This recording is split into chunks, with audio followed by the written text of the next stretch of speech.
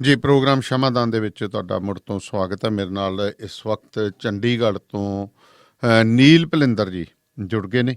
ਨੀਲ ਜੀ, ਸਤਿ ਸ਼੍ਰੀ ਅਕਾਲ। ਸਤਿ ਸ਼੍ਰੀ ਅਕਾਲ ਜੀ ਦਾਨੇ ਵਾਲੇ ਸਾਹਿਬ। ਨੀਲ ਜੀ, ਬਹੁਤ ਵੱਡੀ ਕਹਿੰਦੇ ਚਰਚਾ ਚੱਲ ਰਹੀ ਹੈ। ਕਹਿੰਦੇ ਤਬਲੀਗੀਆਂ ਦੀ ਤਾਂ ਹਰ ਕੋਈ ਗੱਲ ਵੱਧ ਚੜ੍ਹ ਕੇ ਕਰ ਰਿਹਾ ਕਿ ਜੀ ਉਹਨਾਂ ਨੇ ਕਰੋਨਾ ਹਰ ਪਾਸੇ ਜਿੱਥੇ ਕੋਈ ਜਾਂਦਾ ਹੈ। ਸਾਡੇ ਕੱਲ੍ਹ ਟਰੱਕ ਆ ਗਿਆ ਇੱਥੇ, ਪੰਜਾਬੀ ਮਜ਼ਦੂਰ ਵਿਚਾਰੇ, ਇੰਨੀ ਕੁ ਨਫ਼ਰਤ ਭਰੀ ਪਈ ਆ ਲੋਕਾਂ ਦੇ ਵਿੱਚ ਵੀ ਉਹਨਾਂ ਨੂੰ ਵੀ ਤਬਲੀਗੀ ਜਮਾਤੀਏ ਕਹਿਣ ਲੱਗ ਪਏ ਜੀ। ਪਰ ਜਿੱਥੇ ਹੁੱਕਾ ਪਾਰਟੀ ਦੀ ਗੱਲ ਹੁੰਦੀ ਹੈ, ਜੇਕਰ ਆਪਾਂ ਗੱਲ ਕਰੀਏ, ਉੱਥੇ ਕੁਛ ਉਹ ਲੋਕ ਨੇ ਜਿਹੜੇ ਤਬਲੀਗੀਆਂ ਨੂੰ ਹਰ ਥਾਂ ਦੇ ਉੱਤੇ ਵਿਰੋਧ ਕਰਨ ਦੀ ਗੱਲ ਕਰਦੇ ਨੇ। ਉਹਨਾਂ ਦੀ ਕੋਈ ਗੱਲ ਨਹੀਂ ਕਰਦਾ। ਜ਼ਿਲ੍ਹੇ ਜਿਹੜੇ ਨੇ ਜਿੱਥੇ ਕਾਂਗਰਸ ਦਾ ਦਾਰਮਦਾਰ ਜ਼ਿਆਦਾ ਰਿਹਾ, ਉੱਥੇ ਕਰੋਨਾ ਬਹੁਤ ਤੇਜ਼ੀ ਨਾਲ ਫੈਲਿਆ। ਬਠਿੰਡੇ ਨੂੰ ਛੱਡ ਦਿਓ, ਬਠਿੰਡੇ ਤਾਂ ਅਸੀਂ ਹਜੇ ਵੀ ਗੁਰੂ ਮਹਾਰਾਜ ਦੀ ਕਿਰਪਾ ਹੈ, ਕਾਂਗਰਸੀਆਂ ਦਾ ਇੱਥੇ ਵੀ ਦਬਦਬਾ ਰਿਹਾ। ਇੱਥੇ ਤਾਂ ਅਕਾਲੀ ਦਲ ਵਾਲੇ ਵਿਚਾਰੇ ਸੋਸ਼ਲ ਮੀਡੀਆ ਦੇ ਉੱਤੇ ਭੁੜਕੀ ਜਾਂਦੇ ਨੇ।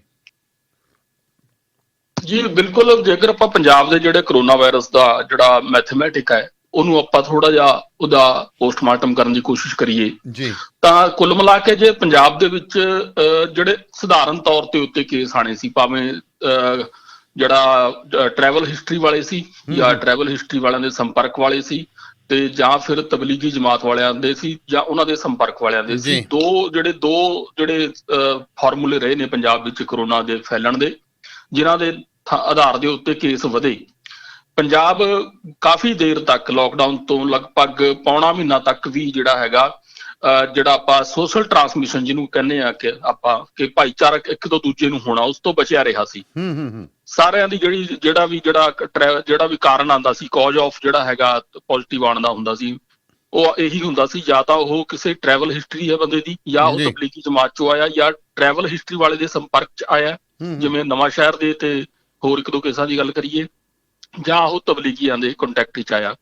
ਪਰ ਉਸ ਤੋਂ ਬਾਅਦ ਜਿਹੜੇ 3 ਜ਼ਿਲ੍ਹੇ ਨੇ, ਖਾਸ ਕਰ ਮੋਹਾਲੀ ਜ਼ਿਲ੍ਹਾ, ਪਟਿਆਲਾ ਜ਼ਿਲ੍ਹਾ ਜਿਹੜਾ ਮੁੱਖ ਮੰਤਰੀ ਸਾਹਿਬ ਦਾ ਜੱਦੀ ਜ਼ਿਲ੍ਹਾ ਹੈ, ਤੇ ਮੋਹਾਲੀ ਜ਼ਿਲ੍ਹਾ ਜਿਹੜਾ ਉਹਨਾਂ ਦੇ ਧਰਮ ਪਤਨੀ ਪ੍ਰਨੀਤ ਕੌਰ ਜੀ ਦਾ ਜਿਹੜਾ ਲੋਕ ਸਭਾ ਹਲਕਾ ਹੈ, ਤੇ ਤੀਜਾ ਜਲੰਧਰ ਜ਼ਿਲ੍ਹਾ ਜਿੱਥੇ ਲਗਭਗ ਮੇਰੇ ਖਿਆਲ ਚ ਜ਼ਿਆਦਾਤਰ MLA ਕਾਂਗਰਸੀ ਨੇ। ਤੇ ਇਹ ਤਿੰਨਾਂ ਜ਼ਿਲ੍ਹਿਆਂ ਦੇ ਵਿੱਚ ਇੱਕਦਮ ਐਸੇ ਕੇਸ ਆਏ ਜਿਨ੍ਹਾਂ ਦਾ ਪਿਛੋਕੜ ਜਿਹੜਾ ਤਬਲੀਗੀ ਜਾਂ ਕਹਿ ਲਓ ਕਿ ਟਰੈਵਲ ਹਿਸਟਰੀ ਨਾਲ ਘੱਟ ਰਹਿ ਕੇ ਜਿਹੜਾ ਇੱਕ ਦੂਜੇ ਤੋਂ ਐਸੀ ਗਤੀਵਿਧੀਆਂ ਕਰਨ ਵੱਧ ਹੋਇਆ ਕਿ ਜਿਹੜੀਆਂ ਗਤੀਵਿਧੀਆਂ ਇਸ ਲੋਕਡਾਊਨ ਦੇ ਵਿੱਚ ਪੂਰੀ ਤਰ੍ਹਾਂ ਬੈਨ ਸੀਗੀਆਂ। ਖਾਸ ਕਰ ਲੋਕਡਾਊਨ ਤਾਂ ਕੇਂਦਰ ਸਰਕਾਰ ਦਾ ਹੈ, ਪੰਜਾਬ ਸਰਕਾਰ ਦਾ ਤਾਂ ਉਸ ਤੋਂ ਵੀ ਅੱਗੇ ਜਾ ਕੇ ਕਰਫਿਊ ਸੀ। ਮੈਂ ਸਭ ਤੋਂ ਪਹਿਲਾਂ ਸ਼ੁਰੂਆਤ ਕਰਾਂਗਾ ਜਿੱਥੋਂ ਇਹ ਕੰਮ ਸ਼ੁਰੂ ਹੋਇਆ, ਉਹ ਹੋਇਆ ਮੋਹਾਲੀ ਜ਼ਿਲ੍ਹੇ ਦੇ ਜਵਾਹਰਪੁਰ ਪਿੰਡ ਤੋਂ। ਜਵਾਹਰਪੁਰ ਪਿੰਡ ਜਿਹੜਾ ਚੰਡੀਗੜ੍ਹ ਤੋਂ ਅੰਬਾਲਾ ਮੁੱਖ ਮਾਰਗ ਦੇ ਉੱਤੇ ਡੇਰਾਬੱਸੀ ਟੱਪਦੇ ਸਾਰੀ ਪੈਂਦਾ, ਜਿੱਥੇ ਹਲਦੀਰਾਮ ਦਾ ਬਹੁਤ ਵੱਡਾ ਜਿਹੜਾ ਆਊਟਲੈਟ ਹੈ, ਉਹ ਜਵਾਹਰਪੁਰ ਪਿੰਡ ਦੇ ਵਿੱਚ ਹੈ। ਤਾਂ ਉਹ ਕਾਫੀ ਵੱਡਾ ਪਿੰਡ ਹੈ। ਪਿੰਡ ਦਾ ਇੱਕ ਪੰਚ, ਇੱਕ ਬਲਾਕ ਸੰਮਤੀ ਮੈਂਬਰ ਤੇ ਜਿਹੜਾ ਸਰਪੰਚ ਦਾ ਮਹਿਲਾ ਸਰਪੰਚ ਦਾ ਘਰ ਵਾਲਾ ਵੀ ਹੈ, ਉਹ ਇੱਕ ਸਥਾਨਕ ਕਾਂਗਰਸੀ ਲੀਡਰ ਦੀਪਿੰਦਰ ਸਿੰਘ ਢਿੱਲੋਂ ਦੇ ਨਜ਼ਦੀਕੀ ਸੀਗੇ। ਤਾਂ ਉਹ ਉਹਨਾਂ ਈਵਨ ਮਿਸਟਰ ਢਿੱਲੋਂ ਵੀ ਕੋਲ ਬਹਿ ਕੇ ਬਿਨਾਂ ਮੂੰਹ ਢਕੇ ਮੀਟਿੰਗਾਂ ਲੈਂਦੇ ਰਹੇ, ਰਾਸ਼ਨ ਵੰਡਦੇ ਰਹੇ ਤੇ ਹੋਰ ਕਾਰਵਾਈਆਂ ਕਰਦੇ ਰਹੇ। ਉਸ ਪਿੰਡ ਦੇ ਵਿੱਚ ਆ ਕੇ ਜਿਹੜਾ ਪੰਚ ਸੀ, ਉਹਦੇ ਕੋਈ ਫੋਰਮੈਨ ਸੀਗਾ, ਉਹਦੇ ਕੰਮਕਾਰ ਦਾ ਕੰਮ ਸੀ ਉਹਦਾ, ਉਹ ਤਬਲੀਗੀ ਜਮਾਤ ਚੋਂ ਆਇਆ ਦੱਸਿਆ ਜਾਂਦਾ ਸੀ, ਤੇ ਉਹ ਇੱਥੇ ਆ ਕੇ ਰੁਕੇ। ਪਿੰਡ ਚ ਮਸਜਿਦ ਵੀ ਹੈ ਬੜੀ ਪੁਰਾਣੀ। ਤਾਂ ਉਸ ਤੋਂ ਬਾਅਦ ਇਹ ਲੋਕ ਉਹਨਾਂ ਦੇ ਸੰਪਰਕ ਚ ਆਏ। ਤਬਲੀਗੀਆਂ ਦਾ ਇਹ ਕੇਸ ਆਣੇ ਸ਼ੁਰੂ ਹੋ ਗਈ ਸੀ ਉਦੋਂ, ਤਾਂ ਉਹ ਵੀ ਪਰਵਾਹ ਨਹੀਂ ਕੀਤੀ ਕਿ ਇਸ ਪਿੰਡ ਦੇ ਵਿੱਚ ਉਹ ਲੋਕ ਜਿਹੜੇ ਦਿੱਲੀ ਜਾ ਕੇ ਆਏ ਸੀ ਤਾਂ ਉਹ ਆ ਕੇ ਠਹਿਰੇ ਸੀ ਕੁਝ ਦਿਨ, ਤੇ ਤਾਂ ਵੀ ਕਿਸੇ ਨੇ ਜਾਂਚ ਕਰਨ ਦੀ ਲੋੜ ਨਹੀਂ ਸਮਝੀ। ਤੇ ਇਸ ਦੇ ਬਾਵਜੂਦ ਵੀ ਸੋਸ਼ਲ ਡਿਸਟੈਂਸਿੰਗ ਨਾ ਰੱਖਦੇ ਹੋਏ ਈਵਨ ਸਥਾਨਕ SHO, ਸਥਾਨਕ ਹੋਰ ਪ੍ਰਸ਼ਾਸਨਿਕ ਅਧਿਕਾਰੀ, ਈਵਨ SMO, ਉਹਨਾਂ ਸਣੇ ਮਾਸਕ ਵੰਡੇ ਜਾਂਦੇ ਰਹੇ, ਸੈਨੀਟਾਈਜ਼ ਪਿੰਡ ਨੂੰ ਕੀਤਾ ਜਾਂਦਾ ਰਿਹਾ, ਰਾਸ਼ਨ ਵੰਡਿਆ ਜਾਂਦਾ ਰਿਹਾ, ਫੋਟੋਆਂ ਛਪਾਈਆਂ ਜਾਂਦੀਆਂ ਰਹੀਆਂ, ਅਖਬਾਰਾਂ ਦੇ ਵਿੱਚ ਵੱਡੀਆਂ ਖਬਰਾਂ ਲਵਾਈਆਂ ਜਾਂਦੀਆਂ ਰਹੀਆਂ। ਤਾਂ ਸਭ ਤੋਂ ਵੱਧ ਪ੍ਰਭਾਵਿਤ ਇਹੀ ਪਿੰਡ ਹੋਇਆ। ਪੂਰਾ ਪਿੰਡ ਸੀਲ ਹੋ ਕੇ ਰਹਿ ਗਿਆ। 37 ਕੇਸ ਇੱਕੋ ਪਿੰਡ ਦੇ ਵਿੱਚ ਆ ਗਏ। ਪੰਚ ਦਾ ਪਰਿਵਾਰ ਸਾਰਾ ਉਲਝ ਗਿਆ, ਬਲਾਕ ਸੰਮਤੀ ਮੈਂਬਰ ਦਾ ਪਰਿਵਾਰ ਸਾਰਾ ਉਲਝ ਗਿਆ, ਇਹਨਾਂ ਦੇ ਸੰਪਰਕ ਚ ਆਏ ਲੋਕ ਵੀ ਸਾਰੇ ਉਲਝ ਗਏ। ਤੇ ਪਿੰਡ ਦਾ ਮੁੱਖ ਕਿੱਤਾ ਆਮ ਤੌਰ ਤੇ ਖੇਤੀਬਾੜੀ ਤੇ ਦੁੱਧ ਦਾ ਕੰਮ ਸੀ, ਪਿੰਡ ਸੀਲ ਹੋ ਗਿਆ। ਪਿੰਡ ਚੋਂ ਲੋਕਾਂ ਨੇ ਦੁੱਧ ਲੈਣਾ ਬੰਦ ਕਰਤਾ। ਦੁੱਧ ਰੁੜਨਾ ਪੈਣ ਲੱਗ ਪਿਆ। ਹੁਣ ਅੱਗੇ ਵਾਸਤੇ ਵੀ ਕੋਈ ਸੰਭਾਵਨਾ ਨਹੀਂ ਹੈ ਕਿ ਲੋਕ ਇਸ ਪਿੰਡ ਦੇ ਦੋਧੀਆਂ ਤੋਂ ਦੁੱਧ ਲੈਣਗੇ ਕਿ ਨਹੀਂ ਲੈਣਗੇ ਆਲੇ ਦੁਆਲੇ ਦੇ ਲੋਕ। ਦੱਸੋ। ਸੋ ਕਿੰਨਾ ਵੱਡਾ ਜਿਹੜਾ ਖਾਮਿਆਜਾ ਜਿਹੜਾ ਇੱਕ ਪਿੰਡ ਨੇ ਮੋਹਾਲੀ ਜ਼ਿਲ੍ਹੇ ਨੂੰ ਟੌਪ ਦਾ ਹੌਟਸਪੌਟ ਬਣਾਤਾ। ਮੋਹਾਲੀ ਜ਼ਿਲ੍ਹਾ ਜਿੱਥੇ ਕਿ ਮੋਹਾਲੀ ਸ਼ਹਿਰ ਦੇ ਵਿੱਚ ਬੀਤੇ ਕਿੰਨੇ ਦਿਨਾਂ ਤੋਂ ਕੋਈ ਕੇਸ ਸਾਹਮਣੇ ਨਹੀਂ ਆਇਆ ਸੀ, ਤੇ ਹੋਰ ਜ਼ਿਲ੍ਹੇ ਦੇ ਕਿਸੇ ਪਿੰਡ ਬਲੌਂਗੀ ਤੇ ਖਰੜ ਦੇ 1-2 ਕੇਸਾਂ ਨੂੰ ਛੱਡ ਕੇ ਜਾਂ ਨਵੇਂ ਗਰਾਊਂਡ ਨੂੰ ਛੱਡ ਕੇ ਕਿਸੇ ਵੀ ਪਿੰਡ ਦੇ ਵਿੱਚ ਇੰਨਾ ਵੱਡਾ ਇਲਾਕਾ ਹੈ ਦੇਖ ਲਓ, ਉੱਥੇ ਕਿਤੇ ਵੀ ਕੋਈ ਕੇਸ ਸਾਹਮਣੇ ਨਹੀਂ ਆਇਆ। ਸੈਦਪੁਰਾ ਪਿੰਡ ਜਿਹੜਾ ਹੈਗਾ ਡੇਰਾਬੱਸੀ ਦੇ ਨਾਲ ਪੈਂਦਾ, ਤੁਹਾਨੂੰ ਯਾਦ ਹੋਵੇਗਾ ਆਪਾਂ ਇੱਕ ਵਾਰ ਟਾਈਲਾਂ ਦੀ ਫੈਕਟਰੀ ਦੇਖਣ ਗਏ ਸੀ ਜਿੱਥੇ, ਉਹ ਸੈਦਪੁਰਾ ਪਿੰਡ ਬਹੁਤ ਬਹੁਗਿਣਤੀ ਮੁਸਲਮਾਨਾਂ ਦਾ ਪਿੰਡ ਹੈ, ਉੱਥੇ ਤੱਕ ਕੋਈ ਕੇਸ ਸਾਹਮਣੇ ਨਹੀਂ ਆਇਆ ਹੈਗਾ। ਡੇਰਾਬੱਸੀ ਦੇ ਵਿੱਚ ਵੱਡੀ ਮਸਜਿਦ ਹੈ, ਉੱਥੇ ਵੀ ਮੁਸਲਮਾਨਾਂ ਦੀ ਬਹੁਤ ਗਿਣਤੀ ਹੈ, ਉੱਥੇ ਵੀ ਕੋਈ ਕੇਸ ਸਾਹਮਣੇ ਨਹੀਂ ਆਇਆ। ਸਿਰਫ ਆਇਆ ਤਾਂ ਆਇਆ ਕਿੱਥੇ, ਜਿੱਥੇ ਲੋਕਡਾਊਨ ਦੀ ਜਾਂ ਕਰਫਿਊ ਦੀ ਉਲੰਘਣਾ ਸਿਆਸੀ ਰਸੂਖ ਵਰਤ ਕੇ ਕੀਤੀ ਜਾਂਦੀ ਰਹੀ। ਜੀ ਦੂਜੀ ਆਪਾਂ ਗੱਲ ਕਰ ਲਈਏ ਰਾਜਪੁਰੇ ਦੀ। ਪਟਿਆਲਾ ਜ਼ਿਲ੍ਹਾ ਤੁਸੀਂ ਦੇਖੋ ਜੀ, ਪਟਿਆਲਾ ਜ਼ਿਲ੍ਹਾ ਇੰਨਾ ਕਿਸਮਤ ਵਾਲਾ ਸੀ ਕਿ ਰਾਮਨਗਰ ਸੈਣੀਆਂ ਪਿੰਡ ਹੈਗਾ ਬਨੂੜ ਦੇ ਕੋਲੇ, ਉੱਥੇ ਇੱਕ ਨੌਜਵਾਨ ਨੇਪਾਲ ਤੋਂ ਆਇਆ ਸੀ, ਪਿੰਡ ਦਾ ਘੁੰਮ ਕੇ ਆਇਆ ਸੀ, ਤੇ ਉਸ ਨੂੰ ਪ੍ਰੋਬਲਮ ਆਈ ਤਾਂ ਉਹ ਸ਼ੰਭੂ ਬੈਰੀਅਰ ਦੇ ਨੇੜੇ ਹੋਣ ਕਰਕੇ ਉਸ ਨੌਜਵਾਨ ਨੂੰ ਚੱਕ ਕੇ ਅੰਬਾਲੇ ਲੈ ਗਏ। ਅੱਛਾ ਜੀ। ਅੰਬਾਲੇ ਜਾ ਕੇ ਉਹ ਪੋਜ਼ਿਟਿਵ ਆ ਗਿਆ ਤਾਂ ਕੇਸ ਉਹ ਹਰਿਆਣੇ ਦੇ ਖਾਤੇ ਪੈ ਗਿਆ। ਪਟਿਆਲੇ ਜ਼ਿਲ੍ਹੇ ਦਾ ਕੇਸ ਸੀ, ਪਹਿਲਾ ਕੇਸ। ਅੱਛਾ ਜੀ। ਤੁਸੀਂ ਦੇਖੋ ਮੁੱਖ ਮੰਤਰੀ ਸਾਹਿਬ ਦਾ ਜ਼ਿਲ੍ਹਾ ਕਿੰਨਾ ਕਿਸਮਤ ਵਾਲਾ ਸੀ ਕਿ ਕਾਫੀ ਦੇਰ ਤੱਕ ਇਹੀ ਲੱਗਦਾ ਰਿਹਾ ਕਿ ਮੁੱਖ ਮੰਤਰੀ ਦਾ ਜ਼ਿਲ੍ਹਾ ਬਚਿਆ ਹੋਇਆ। ਜਦੋਂ ਕੇਸ ਆਉਣੇ ਸ਼ੁਰੂ ਹੋਏ, ਰਾਜਪੁਰੇ ਦੇ ਵਿੱਚ ਕੇਸ ਆਏ, ਤਾਂ ਉੱਥੇ ਪਤਾ ਲੱਗਿਆ ਕਿ ਜੀ ਕੁਛ ਜਿਹੜੇ ਹੈਗੇ ਨੇ ਕਾਕਿਆਂ ਨੇ ਜਿਹੜਾ ਆਪਣੀ ਛਤਰ ਛਾਇਆ ਸਿਆਸੀ ਵਰਤਦੇ ਹੋਏ ਰਾਜਪੁਰਾ ਟਾਊਨ ਦਾ ਜਿਹੜਾ ਖੇਤਰ ਹੈ ਜਿੱਧਰ ਅਨਾਜ ਮੰਡੀ ਪੈਂਦੀ ਹੈ, ਆਪਾਂ ਜਦੋਂ ਬਾਈਪਾਸ ਨਾ ਜਾ ਕੇ ਅੰਦਰੋਂ ਲੰਘਣਾ ਹੋਵੇ ਛੋਟੇ ਪੁਲ ਦੇ ਥਾਣੀਓ, ਤਾਂ ਉਸ ਇਲਾਕੇ ਦੇ ਵਿੱਚ ਜਿਹੜਾ ਹੈਗਾ ਉਹਨਾਂ ਨੇ ਹੁੱਕਾ ਪਾਰਟੀ ਕੀਤੀ ਤੇ ਜੂਆ ਖੇਡਿਆ ਉਹਨਾਂ ਨੇ। ਅੱਛਾ। ਉੱਥੇ ਤੁਸੀਂ ਪਹਿਲੀ ਗੱਲ ਤਾਂ ਪੰਜਾਬ 'ਚ ਹੁੱਕਾ ਬਾਰ ਬੈਨ ਹੈ, ਬਿਲਕੁਲ ਬੈਨ ਹੈ ਕਾਨੂੰਨੀ ਤੌਰ ਦੇ ਉੱਤੇ, ਤਾਂ ਫਿਰ ਵੀ ਉੱਥੇ ਇੰਨੀ ਗਿਣਤੀ 'ਚ ਹੁੱਕੇ ਕਿੱਥੋਂ ਆ ਗਏ ਤੇ ਕਿਸ ਤਰ੍ਹਾਂ ਉਹ ਪਾਰਟੀ ਆਰਗੇਨਾਈਜ਼ ਕੀਤੀ ਗਈ ਤੇ ਕਿਸ ਤਰ੍ਹਾਂ ਉੱਥੇ ਸੱਟੇਬਾਜ਼ੀ ਫਿਰ ਦੂਜਾ ਅਪਰਾਧ ਹੋਇਆ। ਸਭ ਤੋਂ ਪਹਿਲਾ ਅਪਰਾਧ ਤਾਂ ਕਰਫਿਊ ਦੀ ਉਲੰਘਣਾ, ਦੂਜਾ ਅਪਰਾਧ ਹੁੱਕੇਬਾਜ਼ੀ, ਹੁੱਕਾ ਬਾਰ, ਤੀਜੀ ਸੱਟੇਬਾਜ਼ੀ, ਤੇ ਉੱਥੋਂ ਲਗਭਗ ਸਭ ਤੋਂ ਵੱਧ ਗਿਣਤੀ ਜਿਹੜੀ ਹੈਗੀ ਹੈ ਇਸ ਤਰ੍ਹਾਂ ਦੇ ਪ੍ਰਭਾਵਿਤ ਮਰੀਜ਼ਾਂ ਦੀ ਨਿਕਲੀ। ਤੀਜੀ ਵਾਰੀ ਇਹ ਬੰਦੇ ਕਹਿੰਦੇ ਜਿਹੜੇ ਤਬਲੀਗੀਆਂ ਦਾ ਸਭ ਤੋਂ ਵੱਧ ਵਿਰੋਧ ਕਰਨ ਵਾਲੇ ਸੀ, ਇੱਕ ਖਾਸ ਖਿੱਤੇ ਨਾਲ ਸੰਬੰਧਿਤ, ਖਾਸ ਆਰਗੇਨਾਈਜੇਸ਼ਨ ਨਾਲ ਸੰਬੰਧਿਤ ਸੀ, ਉਹ ਦੱਸੇ ਜਾ ਰਹੇ ਨੇ, ਜਿਵੇਂ ਸੋਸ਼ਲ ਮੀਡੀਆ ਦੇ ਉੱਤੇ ਕਾਫੀ ਚਰਚਾ। ਜੀ ਬਿਲਕੁਲ। ਇਹ ਖਾਸ ਕਰ ਰਾਜਪੁਰੇ ਦੀ ਗੱਲ ਕਰ ਲਈਏ ਆਪਾਂ ਜਾਂ ਜਲੰਧਰ ਦੀ ਗੱਲ ਕਰ ਲਈਏ, ਜਲੰਧਰ ਦਾ ਇੱਕ ਮੀਡੀਆ ਸਮੂਹ ਵੀ ਇਸ 'ਚ ਸ਼ਾਮਲ ਹੋਇਆ। ਅੱਜ ਕਾਰਮਾ ਮੈਗਜ਼ੀਨ ਜਿਹੜਾ ਇੰਨਾ ਵੱਡਾ ਹੈਗਾ, ਉੱਥੇ ਇੱਕ ਬੜੀ ਵੱਡੀ ਪੱਤਰਕਾਰ, ਨਾਮੀ ਮਹਿਲਾ ਪੱਤਰਕਾਰ ਹੈ, ਉਹਨਾਂ ਦੀ ਵੱਡੀ ਰਿਪੋਰਟ ਆਈ ਹੈ ਕਿ ਉਸ ਮੀਡੀਆ ਸਮੂਹ ਦੇ ਵਿੱਚ ਕਿੰਨੇ ਜ਼ਿਆਦਾ ਕੇਸ ਆ ਗਏ ਨੇ। ਤਾਂ ਜਲੰਧਰ ਨੂੰ ਇਹ ਦੇਣ ਹੋ ਗਈ, ਤਾਂ ਇੱਕ ਉੱਥੋਂ ਦਾ ਸਥਾਨਕ ਕਾਂਗਰਸੀ MLA ਹੈ, ਉਹ ਖੁਦ ਕੁਆਰੰਟਾਈਨ ਹੋਣਾ ਪਿਆ। ਉਹਦੇ ਰਸੂਖ ਨਾਲ ਲੋਕ ਕਹਿੰਦੇ ਘੁੰਮਦੇ ਫਿਰਦੇ ਰਹੇ ਨੇ, ਕਰਫਿਊ ਤੋੜਦੇ ਰਹੇ ਨੇ। ਤੁਸੀਂ ਜਾਣੋ ਦਾਨੇਵਾਲੇ ਸਾਹਿਬ, 322 ਕੇ 23 ਕੇਸ ਅੱਜ ਦੱਸਿਆ ਜਾ ਰਿਹਾ ਪੰਜਾਬ ਦੇ ਵਿੱਚ, 190-95 ਕੇਸ ਆ 3 ਜ਼ਿਲ੍ਹਿਆਂ ਦਾ ਹੈ। ਜੇਕਰ ਇਹ 3 ਜ਼ਿਲ੍ਹਿਆਂ ਦੀ ਇਹ ਕੰਟਰੀਬਿਊਸ਼ਨ ਨਾ ਹੁੰਦੀ ਤਾਂ ਪੰਜਾਬ ਦੇ ਵਿੱਚ ਤਾਂ ਕੇਸ ਹੀ 100 ਤੋਂ 125 ਦੇ ਵਿੱਚ ਹੋਣੇ ਸੀ। ਪੰਜਾਬ ਕਿਸੇ ਖਾਤੇ ਆਉਣਾ ਹੀ ਨਹੀਂ ਸੀਗਾ ਇੰਨੇ ਵੱਡੇ ਖਤਰੇ 'ਚ। ਪੰਜਾਬ ਨੂੰ ਜਿਹੜਾ ਕਰੋਨਾ, ਜਿਹੜਾ ਸਿਆਸੀ ਪੌੜੀ, ਜਿਵੇਂ ਆਪਾਂ ਲੁੱਡੋ ਖੇਡਦੇ ਆ ਨਾ, ਤੇ ਜਦੋਂ ਤੁਹਾਡੀ ਗੀਟੀ ਇੱਕ ਪੌੜੀ ਤੇ ਆ ਜਾਂਦੀ ਹੈ ਤਾਂ ਤੁਸੀਂ ਸਿੱਧਾ 7 ਤੋਂ 77 ਤੇ ਵੱਜਦੇ ਹੋ ਜਾ ਕੇ। ਬਿਲਕੁਲ ਸੱਪ ਖਾ ਜਾਂਦਾ ਜਦੋਂ। ਆਹੀ ਸਿਆਸੀ ਪੌੜੀ ਜਿਹੜੀ ਲੱਗੀ ਪੰਜਾਬ ਦੇ 3 ਜ਼ਿਲ੍ਹਿਆਂ ਦੇ ਵਿੱਚ, ਜਿੱਥੇ ਸਿਆਸਤ ਨਹੀਂ ਵਰਤੀ ਗਈ। ਨਵਾਂ ਸ਼ਹਿਰ ਜ਼ਿਲ੍ਹੇ ਨੂੰ ਸਭ ਤੋਂ ਵੱਧ ਬਦਨਾਮ ਕੀਤਾ। ਪ੍ਰਵਾਸੀ ਭਾਰਤੀ, ਪ੍ਰਵਾਸੀ ਪੰਜਾਬੀਆਂ ਨੂੰ ਸਭ ਤੋਂ ਵੱਧ ਪਹਿਲੇ ਹਫ਼ਤੇ 10 ਦਿਨ ਦੀਆਂ ਤੁਸੀਂ ਖਬਰਾਂ ਦੇਖ ਲਓ ਕਿ ਪ੍ਰਵਾਸੀ ਭਾਰਤੀਆਂ ਨੇ ਪੰਜਾਬ ਨੂੰ ਕਰੋਨਾ ਦੇਤਾ, ਪ੍ਰਵਾਸੀ ਪੰਜਾਬੀਆਂ ਨੇ ਕਰੋਨਾ ਦੇਤਾ। ਪ੍ਰਵਾਸੀ ਪੰਜਾਬੀ ਜਿਹੜੀ ਬੈਲਟ ਹੈ ਪੰਜਾਬ ਦੀ, ਨਵਾਂ ਸ਼ਹਿਰ, ਹੁਸ਼ਿਆਰਪੁਰ, ਜਲੰਧਰ, ਇਸ ਬੈਲਟ ਦੇ ਵਿੱਚ ਸਭ ਤੋਂ ਵੱਧ ਕਰੋਨਾ ਦੇ ਕੇਸ ਆਏ ਨੇ, ਸਭ ਤੋਂ ਪਹਿਲਾਂ ਆਏ ਨੇ। ਉਹੀ ਨਵਾਂ ਸ਼ਹਿਰ ਜ਼ਿਲ੍ਹਾ ਹੈ ਜਿੱਥੇ ਸਭ ਤੋਂ ਵੱਧ ਹੁਣ ਕਾਬੂ ਪਾ ਲਿਆ ਗਿਆ ਹੈ। ਜਿੱਥੇ ਸਿਆਸਤ ਨਹੀਂ ਵਰਤੀ, ਜਿੱਥੇ ਤੁਸੀਂ ਸਖਤੀ ਨਾਲ ਜਿਹੜਾ ਲੋਕਡਾਊਨ ਜਾਂ ਕਰਫਿਊ ਨੂੰ ਲਾਗੂ ਕਰ ਦਿੱਤਾ, ਜਿੱਥੇ ਸਹੀ ਸਮੇਂ ਜਿਹੜੇ ਲੋਕ ਸਾਹਮਣੇ ਆ ਗਏ, ਲੋਕਾਂ ਨੇ ਦੇਖ ਲਓ ਪਠਵਾਲਾ ਪਿੰਡ ਦੀ ਵੀਡੀਓ ਜਾਰੀ ਹੋਈ ਆ, ਲੋਕਾਂ ਨੇ ਕਿਵੇਂ ਜ਼ਮੀਨਾਂ ਤੇ ਬੈਠ ਕੇ ਵਾਰੀਆਂ ਗਿਣ ਕੇ ਸਰਕਾਰੀ ਸਕੂਲ ਦੇ ਵਿੱਚ ਬਹਿ ਕੇ ਸਰਾਫਤ ਨਾਲ ਟੈਸਟ ਕਰਾਏ ਆਪਣੇ। ਬਿਲਕੁਲ। ਤੇ ਉਸ ਦੇ ਮੁਕਾਬਲੇ ਜਿਹੜਾ ਜਵਾਹਰਪੁਰ ਪਿੰਡ ਸੀਗਾ, ਇੱਥੇ ਦਾ ਕਈ ਦਿਨ ਜਿਹੜਾ ਹੈਗਾ ਇਹਨਾਂ ਨੇ ਹੱਥ ਨਹੀਂ ਲਾਉਣ ਦਿੱਤਾ ਜਿਹੜਾ ਆਪਣੇ ਆਪ ਨੂੰ ਟੈਸਟ ਕਰਾਉਣ ਵਾਸਤੇ। ਦੇਖੋ ਕਿ ਕਿੱਥੇ ਤੁਸੀਂ ਨੁਕਸਾਨ ਆਪਣਾ ਹੀ ਕਰਾਇਆ ਕੁੱਲ ਮਿਲਾ ਕੇ, ਤਾਂ ਸਟੇਟ ਦਾ ਬਾਅਦ ਚ ਕਰਾਇਆ। ਸਿਆਸਤ ਅੱਗੇ ਤਾਂ ਕਰੋਨਾ ਕੇ ਸਿਆਸਤ ਨਹੀਂ ਨਾ ਚੱਲੀ।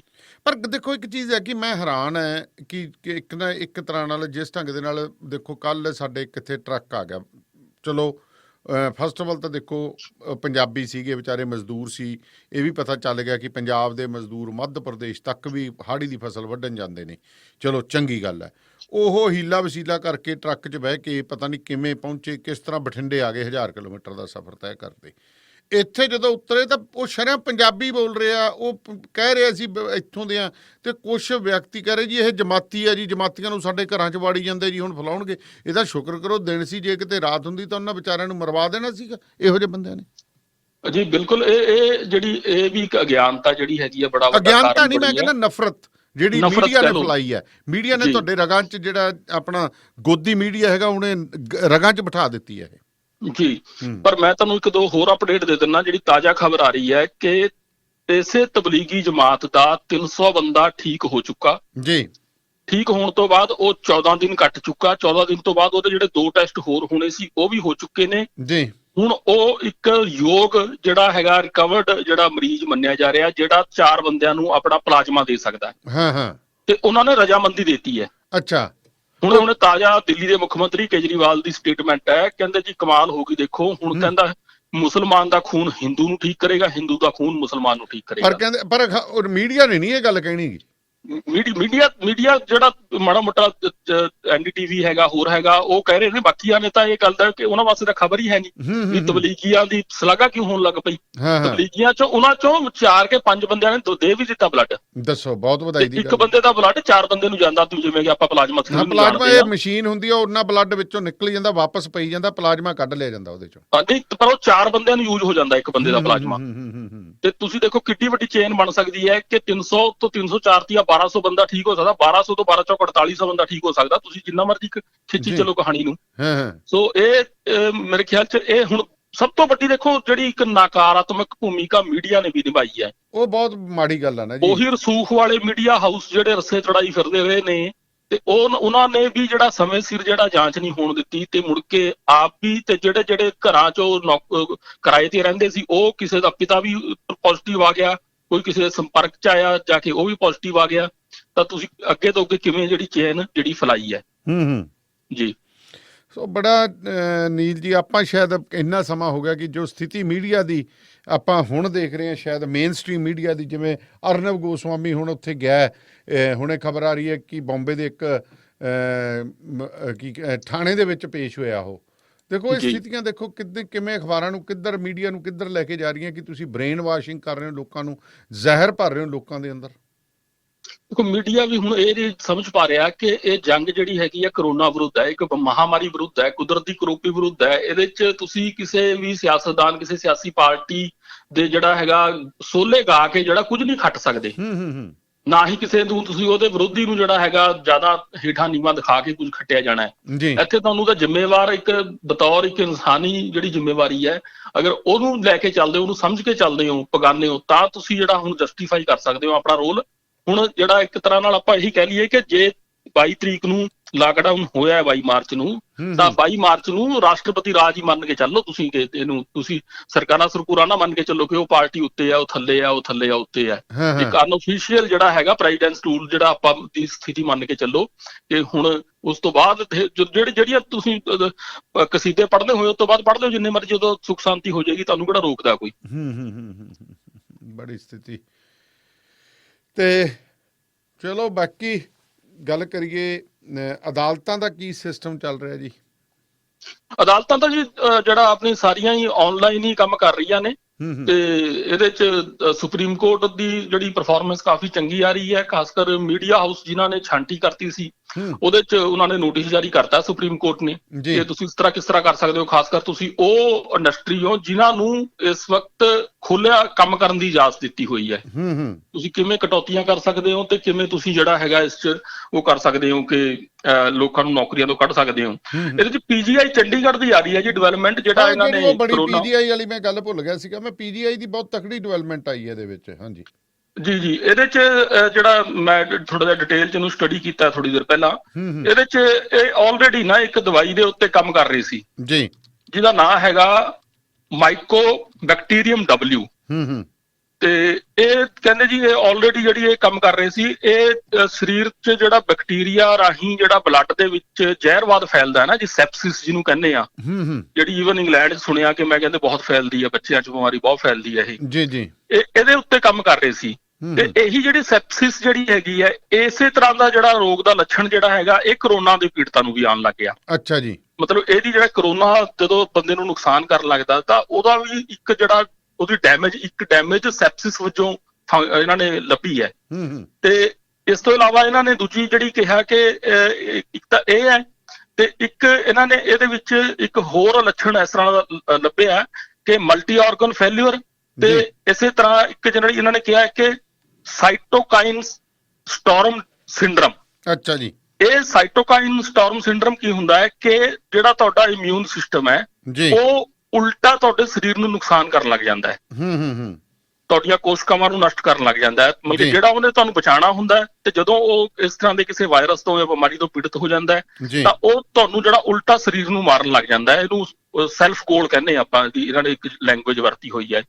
ਇਹ ਤਿੰਨ ਸਿਸਟਮ ਜਿਹੜੇ ਕਰੋਨਾ ਦੇ ਵਿੱਚ ਵੀ ਸਾਹਮਣੇ ਆਏ ਨੇ, ਸੋ ਇਹਨਾਂ ਨੂੰ ਹੁਣ ਇਹ ਲੱਗ ਰਿਹਾ ਕਿ ਜਦੋਂ ਆਪਾਂ ਇਹ ਜੋ ਸਿੰਪਟਮ ਤਿੰਨ ਚੀਜ਼ਾਂ ਨੇ ਜਿਹੜੀਆਂ ਗਿਣੀਆਂ ਨੇ ਇਹਨਾਂ ਨੇ, ਕਿ ਜਿਹੜੀਆਂ ਕਰਕੇ ਬੰਦਾ ਜ਼ਿਆਦਾ ਘਿਰਦਾ ਤੇ ਮੌਤ ਹੁੰਦੀ ਹੈ ਬੰਦੇ ਦੀ ਕਰੋਨਾ ਕਰਕੇ, ਇਹਨਾਂ ਤਿੰਨਾਂ ਵਾਸਤੇ ਜਿਹੜੀ ਇਹਨਾਂ ਦੀ ਇਹ ਦਵਾਈ, ਜਿਹਨੂੰ ਸ਼ਾਰਟ ਚ ਨਾ MW ਨਾਂ ਦਿੱਤਾ ਹੈ ਜੀ, ਇਹ ਜਿਹੜੀ ਹੈਗੀ ਹੈ ਕਾਮਯਾਬ ਹੋ ਸਕਦੀ ਹੈ। ਇਹਨਾਂ ਨੇ ਹੁਣ ਇਹਦੇ ਤੇ ਇਹਨਾਂ ਨੇ ਦਿੱਤੀ ਹੈ, ਤੇ ਭੋਪਾਲ ਤੇ ਜਿਹੜੀ ਹੈਗੀ ਹੈ ਏਮਸ ਨੇ ਜਿਹੜੀ ਹੈਗੀ ਹੈ ਇਹ ਜਿਹੜੀ ਆਪਣਾ ਹੁਣ ਟੈਸਟਿੰਗ ਜਿਹੜੀ ਇਹ ਪਰਖਣੀ ਜਿਹੜੀ ਸ਼ੁਰੂ ਕੀਤੀ ਆ ਮਰੀਜ਼ਾਂ ਦੇ ਉੱਤੇ। ਮਰੀਜ਼ ਕਈ ਮੈਂ ਦੇਖ ਰਿਹਾ ਕਿ ਕਈ ਹੁਣ ਆਪਣਾ ਨੂੰ ਵਲੰਟੀਅਰ ਕਰ ਰਹੇ ਨੇ ਕਈ ਬੰਦੇ ਕਿ ਸਾਡੇ ਦੇ ਉੱਤੇ ਟੈਸਟ ਕਰਨਾ, ਜ਼ਿਕਰ ਕਰ ਲਓ। ਹਾਂਜੀ, ਇਹ ਹੁਣ ਤਿੰਨ ਥਾਵਾਂ ਦੇ ਉੱਤੇ ਮੇਰੇ ਖਿਆਲ ਚ ਪਰਸੋਂ ਤੱਕ ਜਾਂ ਚੌਥ ਤੱਕ ਇਹਦਾ ਰਿਜ਼ਲਟ ਸਾਹਮਣੇ ਆ ਜਾਏਗਾ। PGI ਜਿਹੜੀ ਹੈਗੀ ਆ ਉਹ ਕਾਫੀ ਆਸਵੰਦ ਹੈ, ਕਿਉਂਕਿ ਉਹਨਾਂ ਨੇ ਬੜੀ ਜਿਹੜੀ ਸਟੱਡੀ ਕੀਤੀ ਆ, ਉਹਦੇ ਚ ਤਿੰਨ ਜਿਹੜੀਆਂ ਚੀਜ਼ਾਂ ਲੱਭੀਆਂ ਨੇ ਇਹ ਸਿੱਧੀਆਂ ਤੌਰ ਦੇ ਉੱਤੇ ਕਰੋਨਾ ਨਾਲ ਜੁੜਦੀਆਂ ਨੇ। ਕਰੋਨਾ ਦੇ ਵੀ ਜਿਹੜਾ ਹੈਗਾ ਇਹਨਾਂ ਤਿੰਨਾਂ ਤਰੀਕਿਆਂ ਨਾਲ ਹੀ ਬੰਦੇ ਦੀ ਬੋਡੀ ਨੂੰ ਜਿਹੜਾ ਖਤਮ ਕਰਦਾ ਹੈ। ਤੇ ਜਿਹੜੇ PGI ਕਹਿੰਦੀ ਹੈ ਕਿ ਅਸੀਂ ਜਿਹੜੀ MW ਵੈਕਸੀਨ ਲੱਭੀ ਹੋਈ ਹੈ, ਅਸੀਂ ਇਹਦੇ ਨਾਲ ਸਫਲਤਾ ਪਾਈ ਹੋਈ ਹੈ ਤਿੰਨ ਤਰ੍ਹਾਂ ਦੇ ਲੱਛਣਾਂ ਦੇ ਉੱਤੇ। ਪਹਿਲਾਂ ਜਿਹੜੇ ਤਪਦੀਕ ਕਰਕੇ ਜਾਂ ਕਿਸੇ ਹੋਰ ਜਿਹੜੀ ਬਿਮਾਰੀ ਕਰਕੇ ਬੰਦੇ ਨੂੰ ਹੁੰਦੇ ਸੀ ਪਹਿਲਾਂ ਜੀ, ਸੋ ਉਸ ਕਰਕੇ ਇਹ ਕਾਫੀ ਜ਼ਿਆਦਾ ਆਸਵੰਦ ਨੇ ਕਿ ਜੇਕਰ ਇਹ ਕਿਸੇ ਨਾ ਕਿਸੇ ਤਰ੍ਹਾਂ ਕਾਫੀ ਇੱਕ ਪਲਾਜ਼ਮਾ ਥੈਰੇਪੀ ਹੋ ਗਈ, ਇੱਕ ਇਹ ਹੋ ਗਈ, ਤੇ ਜੇਕਰ ਮੈਡੀਕਲ ਸਾਇੰਸ ਨੂੰ ਪ੍ਰੋਪਰ ਕੰਮ ਕਰਨ ਦਾ ਮੌਕਾ ਮਿਲ ਜੇ ਡਾਕਟਰਾਂ ਨੂੰ, ਕਿਉਂਕਿ PGI ਚੰਡੀਗੜ੍ਹ ਦੀ ਆਪਾਂ ਥੋੜਾ ਜਿਹਾ ਇਹ ਕਹਿ ਸਕਦੇ ਹਾਂ ਕਿ ਇੱਕ ਤਾਂ ਬੜੇ ਹੀ ਐਡਵਾਂਸਡ, ਦਿੱਲੀ ਤੋਂ ਬਾਅਦ ਆਪਾਂ ਕਹਿ ਸਕਦੇ ਹਾਂ ਕਿ ਇਹੀ ਪ੍ਰੈਫਰੈਂਸ ਹੁੰਦੀ ਹੈ ਜਿੰਨੇ ਚੰਗੇ ਡਾਕਟਰ ਹੁੰਦੇ ਨੇ ਉਹਨਾਂ ਦੀ, ਤੇ ਦੂਜੀ ਇੱਥੇ ਮਰੀਜ਼ ਘੱਟ ਆਏ ਹੋਣ ਕਰਕੇ ਜੀ ਉਹ ਸਮਾਂ ਮਿਲ ਗਿਆ। ਇਹਨਾਂ ਕੋਲ ਸਮਾਂ ਸੀ ਕਿ ਇਹਨਾਂ ਨੇ ਨਾਲ ਦੀ ਨਾਲ ਇਹਨਾਂ ਦਾ ਇੱਕ ਜਿਹੜਾ ਡਿਪਾਰਟਮੈਂਟ ਹੈ ਉਹ ਇਸ ਤੇ ਕੰਮ ਕਰਦਾ ਰਿਹਾ, ਤੇ ਫਾਈਨਲੀ ਜਿਹੜਾ ਹੈਗਾ ਉਹ ਇਸ ਚੀਜ਼ ਨੂੰ ਸਾਹਮਣੇ ਰੱਖਣ 'ਚ ਇਹਨਾਂ ਨੂੰ ਕਾਮਯਾਬੀ ਮਿਲੀ ਹੈ। ਤੇ ਉਮੀਦ ਕਰਦੇ ਹਾਂ ਕਿ ਇਸ ਚੀਜ਼ ਦਾ ਜਿਹੜਾ ਫਾਇਦਾ ਜ਼ਰੂਰ ਮਨੁੱਖਤਾ ਨੂੰ ਹੋਏਗਾ, ਖਾਸ ਕਰ ਜਿਹੜੇ ਮਰੀਜ਼ ਇਸ ਵਕਤ ਪਏ ਨੇ ਜੀ। ਸੋ ਬਹੁਤ ਬਹੁਤ ਧੰਨਵਾਦ ਤੁਹਾਡਾ ਜੀ, ਸ਼ੁਕਰੀਆ ਜੀ। ਇਹ ਸਨ ਨੀਲ ਭਲਿੰਦਰ ਜੀ, ਤੇ ਪ੍ਰੋਗਰਾਮ ਸ਼ਮਾਦਾਨ ਦੇ ਵਿੱਚ ਤੁਸੀਂ ਇਸ ਵਕਤ ਰੇਡੀਓ ਪੰਜਾਬ ਟੂਡੇ ਦੇ ਬਠਿੰਡਾ ਸਟੂਡੀਓ ਲਾਈਨ ਦੇ ਉੱਤੇ ਗੁਰਦਰਸ਼ਨ ਜੀ ਸੰਧੂ ਸਾਹਿਬ ਜੁੜ ਗਏ ਨੇ। ਗੁਰਦਰਸ਼ਨ, ਸਤਿ ਸ਼੍ਰੀ ਅਕਾਲ ਜੀ। ਸਤਿ ਸ਼੍ਰੀ ਅਕਾਲ ਧੰਨਵਾਦ ਸਾਹਿਬ। ਗੁਰਦਰਸ਼ਨ, ਕਰੋਨਾ ਦੇ ਲਾਕਡਾਊਨ ਦੇ ਵਿੱਚ ਵੀ ਸਰਹੱਦੋਂ ਪਾਰ ਘੁਸਪੈਠ ਹਜੇ ਤੱਕ ਨਹੀਂ ਰੁਕ ਰਹੀ। ਬਿਲਕੁਲ ਜੀ।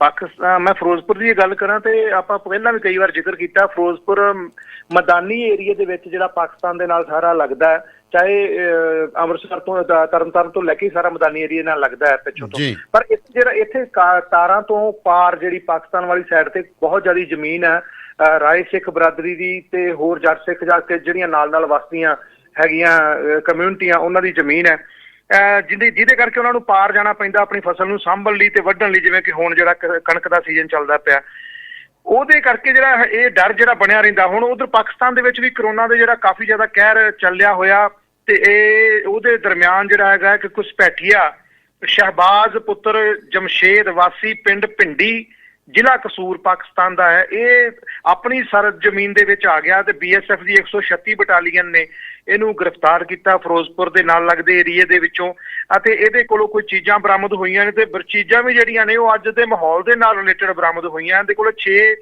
ਫੇਸ ਮਾਸਕ ਜਿਹੜੇ ਆਪਾਂ ਲਾਉਣੇ ਅੱਜ ਕੱਲ ਉਹ ਨੇ, ਇੱਕ ਮਾਚਿਸ ਆ, 2 ਖਾਲੀ ਪਲਾਸਟਿਕ ਦੀਆਂ ਜਿਹੜੀਆਂ ਸੈਨੀਟਾਈਜ਼ਰ ਦੀਆਂ ਬੋਤਲਾਂ ਨੇ ਉਹ ਇਹਦੇ ਕੋਲੋਂ ਮਿਲੀਆਂ। ਇਹ ਚੀਜ਼ਾਂ ਵੀ ਇਹਦੇ ਕੋਲੋਂ ਉਸੇ ਨਾਲ ਰਿਲੇਟਡ ਮਿਲੀਆਂ ਨੇ। ਹੁਣ ਇਹ ਦੇਖਣਾ ਹੋਊਗਾ ਕਿ ਇਹ ਬੰਦਾ ਜਿਹੜਾ ਹੈ ਇਹ ਕੋਈ ਮੰਦਬੁੱਧੀ ਬੰਦਾ ਹੈ ਜਾਂ ਜਾਣਬੁੱਝ ਕੇ ਭਾਰਤੀ ਸਰਹੱਦ 'ਚ ਆਇਆ। ਫਿਲਹਾਲ BSF ਨੇ ਜਿਹੜਾ ਹੈਗਾ ਉਹ ਉਹਨਾਂ ਨੇ ਪੁਲਿਸ ਨੂੰ ਦੇਤਾ, ਪੁਲਿਸ ਇਹਦੇ ਤੇ ਤਹਿਕੀਕਾਤ ਜਿਹੜੀ ਕਰ ਰਹੀ ਹੈ ਵੀ ਆਖਰ ਇਹ ਬੰਦਾ ਜਿਹੜਾ ਹੈ ਇਹਨਾਂ ਦਿਨਾਂ ਦੇ ਦੌਰਾਨ ਭਾਰਤ ਦੀ ਸਰਹੱਦ 'ਚ ਕਿਉਂ ਆਇਆ, ਕਿਉਂਕਿ ਫੈਂਸਿੰਗ ਤੋਂ ਜਿਹੜੀ ਕਈ ਏਕੜ ਅਗਲੇ ਪਾਸੇ ਜੇ ਕਈ ਜਗ੍ਹਾ ਤੇ ਤਾਂ 1.5 ਤੋਂ 2 ਕਿਲੋਮੀਟਰ ਦਾ ਏਰੀਆ ਬਣ ਜਾਂਦਾ ਹੈ। ਬਿਲਕੁਲ, ਹਾਂਜੀ। ਫੈਂਸਿੰਗ ਤੋਂ 1.5 ਤੋਂ 2 ਕਿਲੋਮੀਟਰ ਦਾ ਏਰੀਆ ਬਣ ਜਾਂਦਾ ਹੈ, ਭਾਰਤ ਦੀ ਜ਼ਮੀਨ ਜਿਹੜੀ ਦੂਜੇ ਪਾਸੇ ਹੈ। ਤਾਂ ਇਸ ਜਿਹੜਾ ਬੰਦਾ ਫੜਿਆ ਸ਼ਹਿਬਾਜ਼ ਪੁੱਤਰ ਜਮਸ਼ੇਦ ਪਿੰਡੀ ਦਾ ਕਸੂਰ ਦਾ ਰਹਿਣ ਵਾਲਾ, ਇਸ ਤੋਂ ਪੁੱਛਗਿੱਛ ਜਿਹੜੀ ਜਾਰੀ ਹੈ। ਹੁਣ ਪੁੱਛਗਿੱਛ ਤੋਂ ਬਾਅਦ ਪਤਾ ਲੱਗੂਗਾ ਕਿ ਬੰਦਾ ਮੈਂਟਲੀ ਤੌਰ ਤੇ ਅਪਸੈਟ ਹੈ ਕਿ ਇਹ ਜਾਣਬੁੱਝ ਕੇ ਜਿਹੜਾ ਇੱਧਰ ਆਇਆ ਸੀ, ਕਿਉਂਕਿ ਸਮਾਨ ਵੀ ਜਿਹੜਾ ਹੈ ਅੱਜ ਦੇ ਮਾਹੌਲ ਨਾਲ ਰਿਲੇਟਡ ਇਹਦੇ ਕੋਲੋਂ ਮਿਲਿਆ। ਬਾਕੀ ਹੋਰ ਕੋਈ ਹਥਿਆਰ ਜਾਂ ਕੋਈ ਇਹੋ ਜਿਹੀ ਚੀਜ਼ ਨਹੀਂ ਮਿਲੀ, ਕੋਈ ਨਸ਼ੇ ਦੀ ਸਮੱਗਰੀ। ਸਮਾਨ ਕੀ ਕੁਝ ਮਿਲਿਆ ਇਹਦੇ ਤੋਂ ਵੈਸੇ? ਇਹਦੇ ਕੋਲੋਂ ਮਾਸਕ ਹੈ ਜੀ, ਫੇਸ ਤੇ ਆਪਾਂ ਜਿਹੜੇ ਮਾਸਕ ਲਾਉਣੇ ਅੱਜ ਕੱਲ। ਹਾਂਜੀ, ਇੱਕ ਮਾਚਿਸ ਡੱਬੀ ਹੈ ਤੀਲਾਂ ਵਾਲੀ, ਤੇ 2 ਖਾਲੀ ਜਿਹੜੀਆਂ ਉਹ ਸੈਨੀਟਾਈਜ਼ਰ ਵਾਲੀਆਂ ਬੋਤਲਾਂ ਨੇ ਜੀ। ਅੱਛਾ ਅੱਛਾ, ਇਹ ਚੀਜ਼ਾਂ ਬਰਾਮਦ ਹੋਈਆਂ। ਚਲੋ ਕਿਤੇ ਸੈਨੀਟਾਈਜ਼ਰ ਹੀ ਨਾ ਦੇ, ਤਾਰੋਂ ਪਾਰ ਵਾਲੇ ਨੂੰ ਸੈਨੀਟਾਈਜ਼ਰ ਨਹੀਂ ਮਿਲਦੇ, ਕਹਿੰਦਾ ਵੀ ਮੈਂ ਹੀ ਵੰਡਿਆ ਵਾਂ। ਤੇ ਪਰ ਤਾਰੋਂ ਪਾਰ ਵਾਲੇ ਕਿਸਾਨਾਂ ਦੀਆਂ ਜਿਨ੍ਹਾਂ ਦੀਆਂ ਜ਼ਮੀਨਾਂ, ਉਹਨਾਂ ਦੀ ਸਥਿਤੀ ਕੀ ਹੈ? ਉੱਥੇ ਜਾਣ ਆਉਣ ਕਣਕ ਵੱਢਣ ਦਾ ਕੀ ਰੁਝਾਨ ਹੈ? ਉਹਨਾਂ ਨੂੰ BSF ਕਿਸ ਤਰ੍ਹਾਂ ਦੀਆਂ ਸਹੂਲਤਾਂ ਦੇ ਰਹੀ ਹੈ? ਬਿਲਕੁਲ, BSF ਨੇ ਵੀ ਇੱਥੇ ਬੜਾ ਵੱਡਾ ਕਦਮ ਚੱਕਿਆ। ਜਿੱਥੇ ਆਪਣੀ ਪੰਜਾਬ ਦੀਆਂ ਸਰਕਾਰਾਂ ਜਾਂ ਦੇਸ਼ ਦੀਆਂ ਸਰਕਾਰਾਂ ਲੋਕਾਂ ਨੂੰ ਸਹੂਲਤਾਂ ਦੇਣ ਦੇ ਦਾਅਵੇ ਕਰਦੀਆਂ, ਉੱਥੇ ਸਾਡੀਆਂ ਸਮਾਜ ਸੇਵੀ ਸੰਸਥਾਵਾਂ ਬਹੁਤ ਵਧੀਆ ਤਰੀਕੇ ਦੇ ਨਾਲ ਕੰਮ ਕਰ ਰਹੀਆਂ। ਅੱਜ ਵੀ ਲੰਗਰ ਚੱਲ ਰਹੇ ਨੇ ਕਈ ਜਗ੍ਹਾ ਦੇ ਉੱਤੇ। ਉੱਥੇ ਹੁਣ ਜਿਹੜੀ BSF ਆ, ਉਹ ਵੀ ਪਿੰਡਾਂ ਦੇ ਜਿਹੜੇ ਸਰਹੱਦ ਦੇ ਉੱਪਰ ਬਿਲਕੁਲ ਪਿੰਡ ਵਸੇ ਆ, ਉਹਨਾਂ ਲੋਕਾਂ ਨੂੰ ਬਚਾਉਣ ਵਾਸਤੇ ਤੇ ਖਾਸ ਕਰਕੇ ਜਿਹੜੇ ਲੋਕ ਡੇਲੀ ਉਹਨਾਂ ਦੀਆਂ ਜਿਹੜੀਆਂ ਬੀਬੀਆਂ ਨੇ ਜਾਂ ਬੰਦੇ ਨੇ, ਨੌਜਵਾਨ ਨੇ, ਉਹਨਾਂ ਦੇ ਪਾਸ ਬਣੇ ਹੁੰਦੇ ਗੇਟਾਂ ਦੇ ਉੱਪਰ, ਉਹ ਪਾਸ ਚੈੱਕ ਹੁੰਦਾ ਬਕਾਇਦਾ। ਲੇਡੀਜ਼ ਦੀ ਤਲਾਸ਼ੀ ਜਿਹੜੀ ਆ, ਉਹ ਲੇਡੀਜ਼ ਜਿਹੜੀ ਹੈਗੀ ਆ BSF ਦੀ ਜਵਾਨ ਲੜਕੀ, ਉਹਦੇ ਵੱਲੋਂ ਲਈ ਜਾਂਦੀ ਹੈ, ਤੇ ਜਿਹੜੇ ਦੂਜੇ ਮਰਦ ਨੇ ਉਹਨਾਂ ਦੀ ਜਿਹੜੇ BSF ਦੇ ਜਵਾਨ ਤਲਾਸ਼ੀ ਲੈਂਦੇ ਨੇ।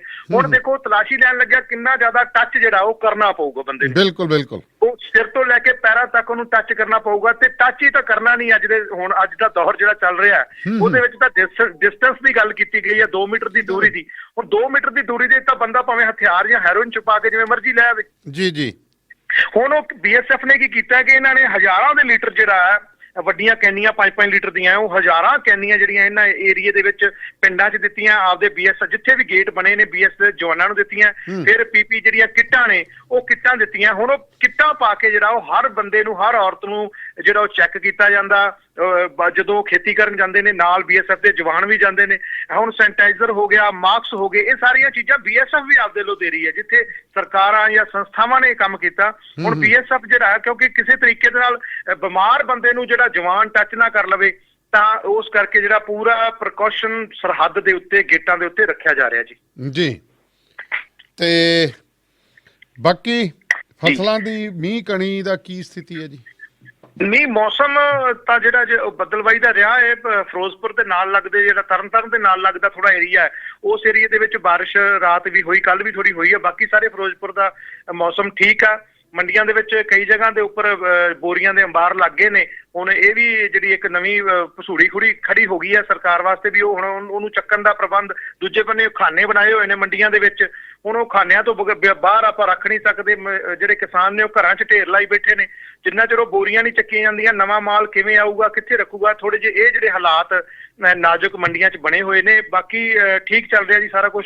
ਕੋਰੋਨਾ ਨੂੰ ਲੈ ਕੇ ਕੋਈ ਵੀ ਕਿਸੇ ਤਰ੍ਹਾਂ ਦਾ ਨਵਾਂ ਪੇਸ਼ੈਂਟ ਜਾਂ ਕੁਝ ਇਹੋ ਜਿਹਾ ਨਹੀਂ ਆਇਆ। ਜਿਹੜਾ ਮੁੰਡਾ ਪੁਲਿਸ ਦਾ ਜਿਹੜਾ ਹੈਗਾ ਪੀੜਤ ਸੀਗਾ, ਉਹ ਬੜਾ ਤੰਦਰੁਸਤ ਆ, ਵਧੀਆ ਸਾਰਾ ਕੁਝ ਜੀ। ਮਿਹਰਬਾਨੀ ਜੀ, ਧੰਨਵਾਦ। ਤੇ ਅੱਗੇ ਹੁਣ ਆਪਾਂ ਚੱਲਦੇ ਹਾਂ ਜੀ, ਰੁਕ ਕਰਦੇ ਹਾਂ ਬਰਨਾਲੇ ਵੱਲ ਨੂੰ। ਕਮਲ ਜੀ ਸਤਿ ਸ਼੍ਰੀ ਅਕਾਲ ਜੀ। ਸਤਿ ਸ਼੍ਰੀ ਅਕਾਲ ਜੀ। ਸਭ ਤੋਂ ਪਹਿਲਾਂ ਕਮਲ, ਅੱਜ ਵੀ ਕਈ ਥਾਵਾਂ ਦੇ ਉੱਤੇ ਮੀਂਹ, ਕੱਲ ਵੀ ਮੀਂਹ ਪਿਆ, ਕੀ ਸਥਿਤੀ ਹੈ ਮੀਂਹ ਦੀ? ਹਾਂਜੀ, ਪੰਜਾਬ ਦੇ ਬਹੁਤ ਸਾਰੇ ਖੇਤਰਾਂ 'ਚ ਮੀਂਹ ਪਿਆ, ਪਰ ਬਰਨਾਲਾ ਦੇ ਵਿੱਚ ਜਿਹੜਾ ਮੀਂਹ ਆ ਉਹ ਨਹੀਂ ਪਿਆ ਹੈਗਾ। ਤੇਜ਼ ਹਵਾਵਾਂ ਤੇ ਬੱਦਲਬਾਈ ਜਿਹੜੀ ਬਣੀ ਹੋਈ ਆ, ਪਰ ਜਿਹੜਾ ਕੰਮ ਤੂੜੀ ਬਣਾਉਣ ਦਾ ਜਾਂ ਕਣਕ ਦੀ ਵਢਾਈ ਤਕਰੀਬਨ 90% ਹੈ ਜਿਹੜੀ ਉਹ ਮੁਕੰਮਲ ਹੋ ਚੁੱਕੀ ਹੈਗੀ। ਤੇ ਮੰਡੀਆਂ ਦੇ ਵਿੱਚ ਜਿਹੜੀ ਕਣਕ ਹੈਗੀ ਉਹਦੀ ਭਰਾਈ ਤੇ ਲਿਫਟਿੰਗ ਵਗੈਰਾ ਚੱਲ ਰਹੀ ਹੈਗੀ। ਤੂੜੀ ਦਾ ਕੰਮ ਆ ਜਿਹੜਾ ਉਹ ਕਿਸਾਨ ਆਉਂਦੀ ਜਿਹੜੇ ਤੂੜੀ ਆਪਦੀ ਉਹ ਬਣਾ ਰਹੇ ਨੇ। ਤੇ ਮੌਸਮ ਆ ਜਿਹੜਾ ਉਹ ਤੇਜ਼ ਹਵਾ ਜ਼ਰੂਰ ਚੱਲ ਰਹੀ ਹੈ, ਪਰ ਮੀਂਹ ਤੋਂ ਜਿਹੜੀ ਬਚਤ ਹੈ, ਮੀਂਹ ਤੋਂ ਬਚਤ ਹੈ। ਬਾਕੀ ਕਾਨੂੰਨਾਂ ਦੀ ਸਥਿਤੀ ਨੂੰ ਲੈ ਕੇ, ਕਾਨੂੰਨ ਵਿਵਸਥਾ ਨੂੰ ਲੈ ਕੇ ਜੀ ਜੀ ਪੁਲਿਸ ਵੱਲੋਂ ਜਿਹੜਾ ਕਰਫਿਊ ਆ ਉਹਦੇ 'ਚ ਸਖਤੀ ਵਰਤੀ ਜਾ ਰਹੀ ਹੈ। ਆਉਣ ਜਾਣ ਵਾਲਿਆਂ ਦੀ ਪੁੱਛਗਿੱਛ ਕੀਤੀ ਜਾ ਰਹੀ ਹੈ। 188 ਦੇ ਪਰਚੇ ਜਿਹੜੇ ਉਹ ਦਰਜ ਕੀਤੇ ਜਾ ਰਹੇ ਨੇ। ਤੇ ਸੁਬਾਹ 2 ਘੰਟੇ ਸਿਰਫ ਦਵਾਈਆਂ ਦੀਆਂ ਜਿਹੜੀਆਂ ਦੁਕਾਨਾਂ ਨੇ ਉਹ ਖੁੱਲ੍ਹੀਆਂ ਨੇ। ਬਾਕੀ ਜਿਹੜੀ ਸਬਜ਼ੀ ਮੰਡੀ ਆ ਬਰਨਾਲੇ ਦੀ, ਉਹ ਵੀ ਹਫ਼ਤੇ ਦੇ ਵਿੱਚ 3 ਦਿਨਾਂ ਲਈ ਬੰਦ ਕਰ ਦਿੱਤੀ ਗਈ ਆ। ਤੇ ਕਿਸੇ ਵੀ ਤਰ੍ਹਾਂ ਦੀ ਵੀ ਕੋਈ ਇਸ ਤਰ੍ਹਾਂ ਦਾ ਕੋਈ ਘਟਨਾ ਨਾ ਹੋਵੇ ਤੇ ਬਾਹਰੋਂ ਆਉਣ ਜਾਣ ਵਾਲੇ ਹਰ ਇੱਕ ਵਿਅਕਤੀ ਤੇ ਜਿਹੜੀ ਹੈਲਥ ਵਿਭਾਗ ਤੇ ਪੁਲਿਸ ਵੱਲੋਂ ਤਿੱਖੀ ਜਿਹੜੀ ਨਜ਼ਰ ਰੱਖੀ ਜਾ ਰਹੀ ਆ। ਤੇ ਇੱਕ ਖਬਰ ਸਬਜ਼ੀ ਮੰਡੀ ਨਾਲ ਜੁੜੀ ਹੋਈ ਖਬਰ ਆ ਵੀ 8 ਜਿਹੜੇ ਆੜ੍ਹਤੀਏ ਸੀਗੇ ਜਿਨ੍ਹਾਂ ਦੀ ਲੇਬਰ ਨੇ ਮਾਸਕ ਵਗੈਰਾ ਨਹੀਂ ਪਹਿਨੇ ਸੀ, ਉਹਨਾਂ ਨੂੰ 4000 ਦੇ ਕਰੀਬ ਜਿਹੜਾ ਜੁਰਮਾਨਾ ਗਾ ਉਹ ਜ਼ਿਲ੍ਹਾ ਮੰਡੀ ਅਫਸਰ ਵੱਲੋਂ ਕੀਤਾ ਗਿਆ ਗਾ। ਤੇ ਉਹ ਜੁਰਮਾਨਾ ਜਿਹੜਾ 8 ਆੜ੍ਹਤੀਆਂ ਵੱਲੋਂ ਉਹਨਾਂ ਨੂੰ ਭਰਨਾ ਪਿਆ ਤੇ ਉਦੋਂ ਬਾਅਦ ਜਿਹੜੇ ਮਾਸਕ ਆਪਦੀ ਜਿਹੜੀ ਲੇਬਰ ਆ ਗਈ ਉਹਨੂੰ ਉਹ ਵੀ ਜਿਹੜੇ ਪਾਉਣੇ ਪਏ। ਜੀ ਜੀ। ਤੇ ਇਸ ਤੋਂ ਇਲਾਵਾ ਇੱਕ ਖਬਰ ਇਹ ਹੈਗੀ ਜਿਹੜਾ ਕਰੋਨਾ ਵਾਇਰਸ ਕਾਰਨ ਲੋਕਾਂ ਨੂੰ ਆਪਣੇ ਆਪਣੇ ਜ਼ਰੂਰਤਮੰਦਾਂ ਨੂੰ ਜਿਹੜੇ ਮਾਸਕ ਦੀ ਲੋੜ ਆ। ਇੱਕ ਇੱਥੇ ਸਰਕਾਰੀ school Gandhi Arya private school ਹੈਗਾ, ਉੱਥੋਂ ਦਾ ਜਿਹੜਾ ਪ੍ਰਿੰਸੀਪਲ ਆ ਤੇ ਉਹਦੀ ਜਿਹੜੀ ਪਤਨੀ ਹੈਗੀ ਉਹਨੇ ਜਿਹੜੀਆਂ ਸਕੂਲ ਦਾ ਸਟਾਫ ਨੂੰ ਨਾਲ ਲਾ ਕੇ ਸਕੂਲ ਦੇ ਵਿੱਚ ਮਾਸਕ ਲਾਉਣ ਦਾ ਤਿਆਰ ਕਰਕੇ ਮੁਫਤ ਜਿਹੜੇ ਲੋਕਾਂ ਨੂੰ ਵੰਡਣ ਦਾ ਜਿਹੜਾ ਕੰਮ ਸ਼ੁਰੂ ਕੀਤਾ ਗਿਆ। 400 ਦੇ ਕਰੀਬ ਜਿਹੜੇ ਮਾਸਕ ਆ ਉਹ ਤਕਰੀਬਨ ਵੰਡੇ ਜਾਂਦੇ ਨੇ। ਤੇ ਇਸ ਤੋਂ ਇਲਾਵਾ ਇੱਕ ਕਰੋਨਾ ਨਾਲ ਜੁੜੀ ਇੱਕ ਹੋਰ ਖਬਰ ਆ ਗਈ, ਇੱਕ ਬੱਸ ਦਾ ਡਰਾਈਵਰ ਵੀਰ ਸੀਗਾ ਜਿਹੜਾ ਹਜ਼ੂਰ ਸਾਹਿਬ ਤੋਂ ਸੰਗਤ ਲੈਣ ਗਿਆ ਸੀ, ਉਹਦੀ ਹਾਰਟ ਅਟੈਕ ਨਾਲ ਜਿਹੜੀ ਮੌਤ ਹੋ ਗਈ ਸੀ ਮੱਧ ਪ੍ਰਦੇਸ਼ ਵਿੱਚ। ਚੰਗੇ ਭਾਗਾਂ ਨੂੰ ਵੱਡਾ ਹਾਦਸਾ ਹੋਣਾ ਇਸ ਕਰਕੇ ਟਲ ਗਿਆ ਜਦ ਉਹਨੂੰ ਹਾਰਟ ਦਾ ਅਟੈਕ ਹੋਇਆ, ਕਿਉਂਕਿ ਇੱਕ ਬੱਸ ਤੇ 2 ਡਰਾਈਵਰ ਗਏ ਸੀਗੇ। ਦੂਸਰਾ ਡਰਾਈਵਰ ਆ ਜਿਹੜਾ ਉਹ ਬੱਸ ਚਲਾ ਰਿਹਾ ਸੀਗਾ ਤੇ ਉਹਨੂੰ ਸੀਟ ਤੇ ਪਏ ਨੂੰ ਜਿਹੜਾ ਹਾਰਟ ਅਟੈਕ ਹੋ ਗਿਆ, ਜਿਸ ਨਾਲ ਉਹਦੀ ਮੌਤ ਹੋ ਗਈ। 35 ਸਾਲ ਦੀ ਉਮਰ ਸੀਗੀ ਉਸ ਨੌਜਵਾਨ ਦੀ। ਤੇ ਉਹ ਪਟਿਆਲਾ ਡਿਪੂ ਦੇ ਵਿੱਚ ਜਿਹੜਾ ਬਤੌਰ ਡਰਾਈਵਰ PRTC ਦੇ ਵਿੱਚ ਭਰਤੀ ਹੋਇਆ ਸੀ ਥੋੜਾ ਸਮਾਂ ਪਹਿਲਾਂ, ਕੰਟਰੈਕਟ ਬੇਸ ਤੇ ਸੀ, ਥੋੜੀ ਸੈਲਰੀ ਸੀ। ਤੇ ਉਸ ਤੋਂ ਬਾਅਦ ਜਿਹੜਾ ਅੱਜ ਉਹਦਾ ਪੋਸਟਮਾਰਟਮ ਹੋਇਆ ਤੇ ਸੰਸਕਾਰ ਵੀ ਕੀਤਾ ਗਿਆ ਜਿਹੜਾ ਪਿੰਡ ਵੜਬਰ ਦੇ ਵਿੱਚ।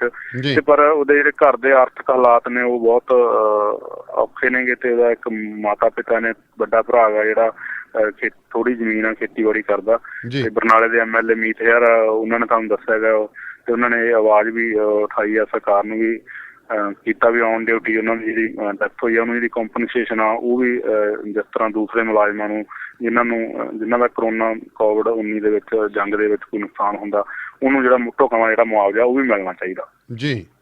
ਸੋ ਹੋਰ ਇਹ ਜਿਹੜੀ ਡੈੱਡ ਬੋਡੀ ਕਦੋਂ ਪਹੁੰਚ ਗਈ ਸੀ ਜੀ? ਡੈਡ ਬੋਡੀ ਦੇਰ ਸ਼ਾਮ ਪਹੁੰਚੀ ਸੀ ਤੇ ਤੁਰੰਤ ਹੀ ਉਦੋਂ ਜਿਹੜਾ ਹੈਲਥ ਡਿਪਾਰਟਮੈਂਟ ਨੇ ਪੁਲਿਸ ਵੱਲੋਂ ਉਹਦਾ ਜਿਹੜਾ ਸੰਸਕਾਰ ਆ ਜਿਹੜਾ ਉਹ ਸ਼ਾਮ ਨੂੰ ਦੇਰ ਸ਼ਾਮ ਪਿੰਡ ਵੜਬਰ ਵਿਖੇ ਕਰ ਦਿੱਤਾ ਗਿਆ। ਜੀ ਜੀ, ਬਹੁਤ ਬਹੁਤ ਮਿਹਰਬਾਨੀ ਤੁਹਾਡੀ ਜੀ। ਤੇ ਹੁਣ ਆਪਾਂ ਚੱਲਦੇ ਹਾਂ ਜੀ ਮੋਗਾ। ਸੂਰਜ ਜੀ ਸਾਡੇ ਨਾਲ ਨੇ।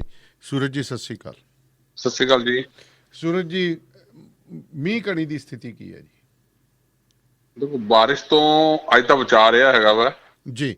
ਕੱਲ ਥੋੜੀ ਮੰਡੀ ਜ਼ਰੂਰ ਬਾਰਿਸ਼ ਹੋਈ ਸੀਗੀ ਪਰ ਜ਼ਿਆਦਾ ਕੋਈ ਇਫੈਕਟ ਨਹੀਂ ਪਿਆਗਾ ਕਿਉਂਕਿ ਕੁਝ ਕਣਕਾਂ ਜਿਹੜੀਆਂ ਹੈਗੀਆਂ ਸੜ ਦੇ ਥੱਲੇ ਸੀਗੀਆਂ ਔਰ 2 ਦਿਨ ਤੋਂ ਜਿਹੜੀ ਮੋਗਾ ਮੰਡੀ ਦੇ ਵਿੱਚ ਗੇਟ ਪਾਸ ਜਿਹੜੇ ਦਿਨ ਬੰਦ ਕੀਤੇ ਸੀਗੇ ਉਸ ਕਰਕੇ ਕਣਕ ਦੀ ਆਮਦ ਵੀ ਨਹੀਂ ਹੋਈ ਸੀਗੀ ਜੀ। ਸੋ ਕੁੱਲ ਮਿਲਾ ਕੇ ਜਿਹੜਾ ਮੀਂਹ ਦੀ ਵੱਲੋਂ ਬਚਤ ਰਹੀ ਹੈਗੀ ਪਰ ਖੇਤਾਂ ਜਿਹੜੀਆਂ ਥੋੜ੍ਹੀਆਂ ਖੜੀਆਂ ਫਸਲਾਂ ਨੂੰ ਨੁਕਸਾਨ ਪੁੱਜਿਆ ਹੈਗਾ ਉਹਨਾਂ ਦੀ ਵਢਾਈ ਥੋੜੀ ਲੇਟ ਜ਼ਰੂਰ ਹੋਈ ਹੈ ਜੀ।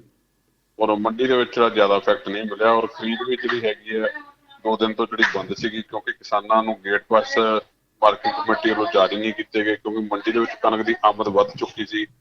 ਕਰੀਬ 1 ਲੱਖ ਬੋਰੀ ਦੇ ਉੱਤੇ ਮੰਡੀ ਦੇ ਵਿੱਚ ਖੁੱਲੇ ਅਸਮਾਨ ਤੋਂ ਜਿਹੜੀਆਂ ਬੋਰੀਆਂ ਪਈਆਂ ਸਰਕਾਰ ਵੱਲੋਂ ਖਰੀਦੀਆਂ ਗਈਆਂ ਉਹਨਾਂ ਦੀ ਲਿਫਟਿੰਗ ਨਾ ਹੋਣ ਕਰਕੇ ਹੀ ਗੇਟ ਪਾਸ ਬੰਦ ਕੀਤੇ ਗਏ ਹੈਗੇ ਔਰ ਅੱਜ ਤੋਂ ਜਿਹੜੀ ਹੈਗੀ ਹੈ ਲਿਫਟਿੰਗ ਚੱਲ ਪਈ ਹੈਗੀ ਹੈ ਔਰ ਸਰਕਾਰ ਵੱਲੋਂ ਜਿਹੜੇ ਹੈਗੇ ਗੇਟ ਪਾਸ ਵੀ ਜਾਰੀ ਕਰਨੇ ਸ਼ੁਰੂ ਕਰ ਦਿੱਤੇ ਆ ਜੀ। ਪਰ ਗੇਟ ਪਾਸ ਦਾ ਜਿਹੜਾ ਹੈਗਾ ਵਾ ਕਾਫੀ ਜਿਹੜਾ ਚੱਕਰ ਪੈਂਦਾ ਹੈਗਾ ਵਾ ਆੜ੍ਹਤੀਆਂ ਤੇ ਕਿਸਾਨਾਂ ਨੂੰ। ਇਹ ਚਲਾਇਆ ਤਾਂ ਜ਼ਰੂਰ ਸਰਕਾਰ ਨੇ ਟ੍ਰੈਂਡ ਹੈਗਾ ਵਾ ਪਰ ਕੋਈ ਜ਼ਿਆਦਾ ਬੈਨੀਫਿਸ਼ਰੀ ਨਹੀਂ ਹੈਗਾ ਕਿਉਂਕਿ ਇੱਕ ਟਰਾਲੀ ਲਿਆਣੀ ਉਹਦੇ ਨਾਲ ਕੰਮ ਲੇਟ ਤਾਂ ਹੋ ਰਿਹਾ ਪਰ ਆਪਸ ਦੇ ਵਿੱਚ ਥੋੜਾ ਜਿਹਾ ਮਨ ਮੁਟਾਵ ਵੀ ਜ਼ਰੂਰ ਕਿਤੇ ਨਾ ਕਿਤੇ ਪੈਦਾ ਹੋ ਜਾਂਦਾ ਵਾ ਵੀ ਸਾਨੂੰ ਗੇਟ ਪਾਸ ਨਹੀਂ ਦਿੱਤਾ ਤੁਸੀਂ ਸਾਡੇ ਪਿੰਡ ਦੇ ਦੂਸਰੇ ਬੰਦੇ ਨੂੰ ਗੇਟ ਪਾਸ ਦਿੱਤਾ। ਇਸ ਤਰ੍ਹਾਂ ਗੱਲਾਂ ਵੀ ਸਾਹਮਣੇ ਆ ਜਾਂਦੀਆਂ। ਤੇ ਸਰਕਾਰ ਦੇਖੋ ਇਸ ਵਾਸਤੇ ਜਿਵੇਂ ਕਹਿ ਰਹੇ ਸੀਗੇ ਕਿਸੇ ਹੱਦ ਤੱਕ ਕਹਿੰਦੇ ਵੀ ਮੈਂ ਅੱਜ ਕਾਹਨ ਸਿੰਘ ਪੰਨੂ ਹੋਰਾਂ ਦਾ ਬਿਆਨ ਪੜ੍ਹ ਰਿਹਾ ਸੀਗਾ ਕਹਿੰਦੇ ਕਿ ਸਥਿਤੀ ਇਹ ਹੈ ਕਿ ਉੱਥੋਂ ਲਿਫਟਿੰਗ ਨਹੀਂ ਹੋ ਪਾ ਰਹੀ ਸਾਨੂੰ ਪਾਸ ਘਟਾਉਣੇ ਪੈ ਰਹੇ ਨੇ ਮਜਬੂਰੀ ਬਸ ਜੀ।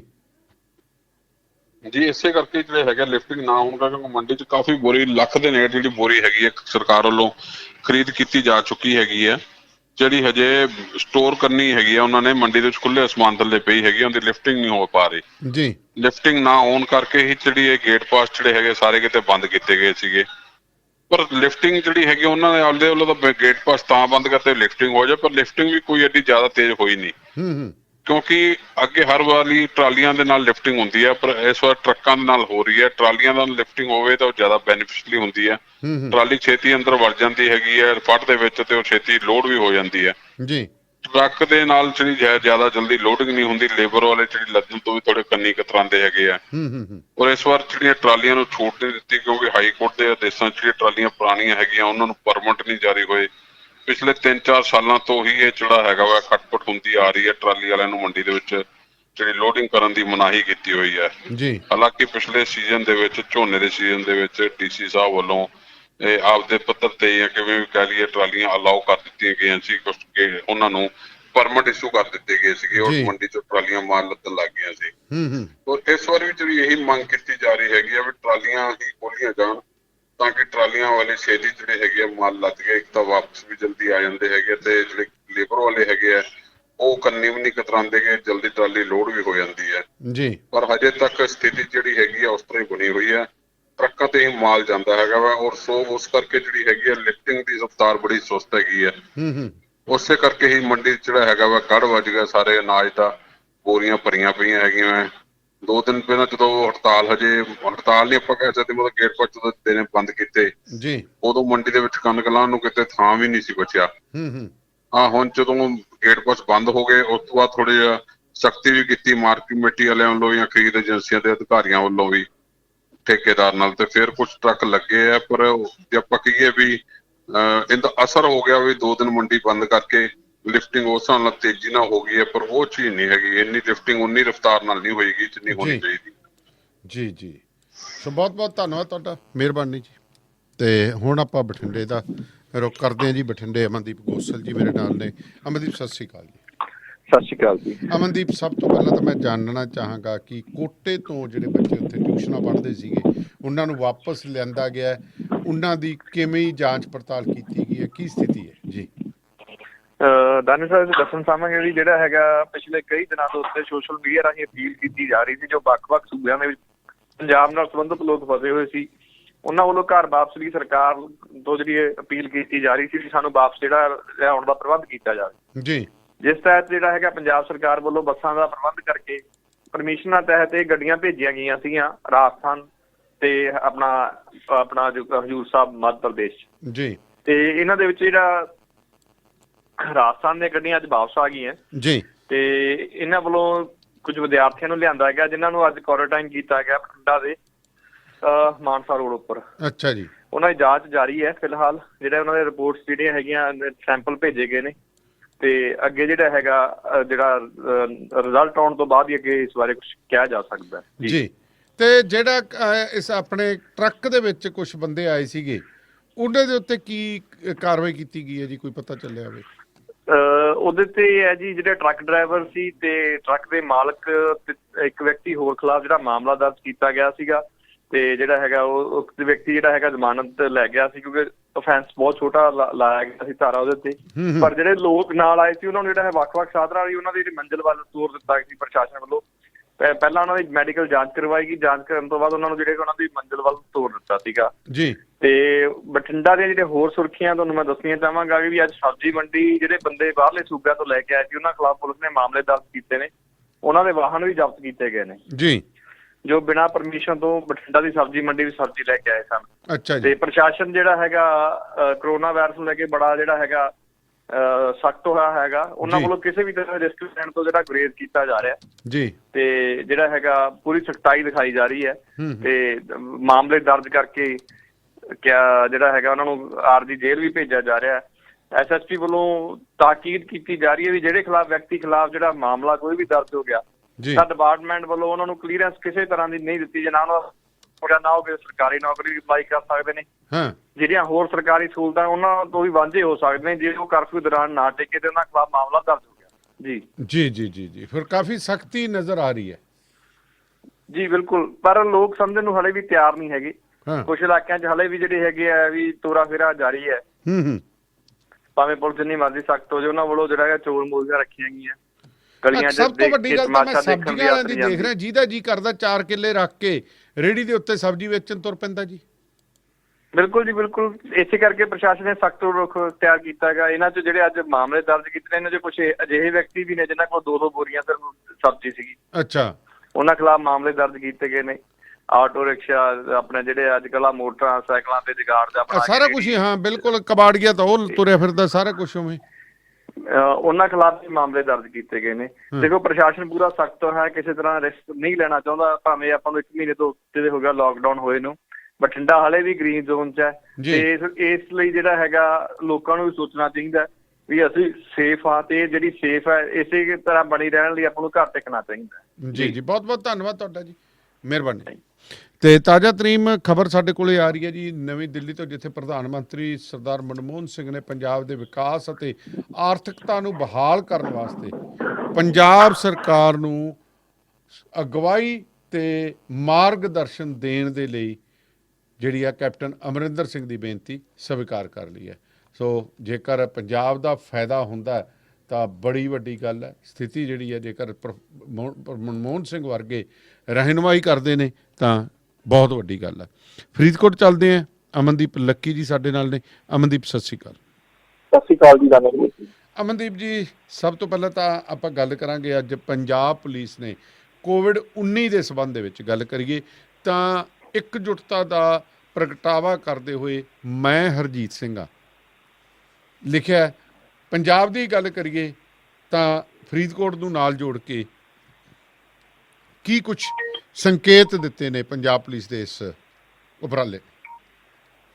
ਬਿਲਕੁਲ, ਜਿਹੜੀ ਦਾਨੇਵਾਲੇ ਸਾਹਿਬ ਜਿਹੜੀ ਇਹ ਮੁਹਿੰਮ ਹੈਗੀ ਹੈ, ਡੀਜੀਪੀ ਪੰਜਾਬ ਵੱਲੋਂ ਆਰਡਰ ਕੀਤੇ ਗਏ ਸੀ ਕਿ ਤੁਸੀਂ ਸਾਰੀ ਪੰਜਾਬ ਪੁਲਿਸ ਦੇ ਵਿੱਚ ਪੰਜਾਬ ਪੁਲਿਸ ਆਪਣੇ ਨੇਮ ਪਲੇਟਾਂ ਦੇ ਉੱਤੇ ਹਰਜੀਤ ਸਿੰਘ ਲਿਖ ਕੇ ਇੱਕ ਦਿਨ ਉਸ ਜਿਹੜਾ ਮੁਲਾਜ਼ਮ ਹੈਗਾ ਜਿਹਦੀ ਪ੍ਰਮੋਸ਼ਨ ਵੀ ਹੁਣ ਹੋ ਗਈ ਹੈਗੀ ਆ, ਉਹਦਾ ਜਿਹੜਾ ਹੱਥ ਕੱਟਿਆ ਗਿਆ ਸੀਗਾ, ਉਹਨੂੰ ਇਹ ਸਮਰਪਿਤ ਕੀਤਾ ਹੈਗਾ, ਜਿਹੜਾ ਦਿਨ ਦਿੱਤਾ ਹੈਗਾ।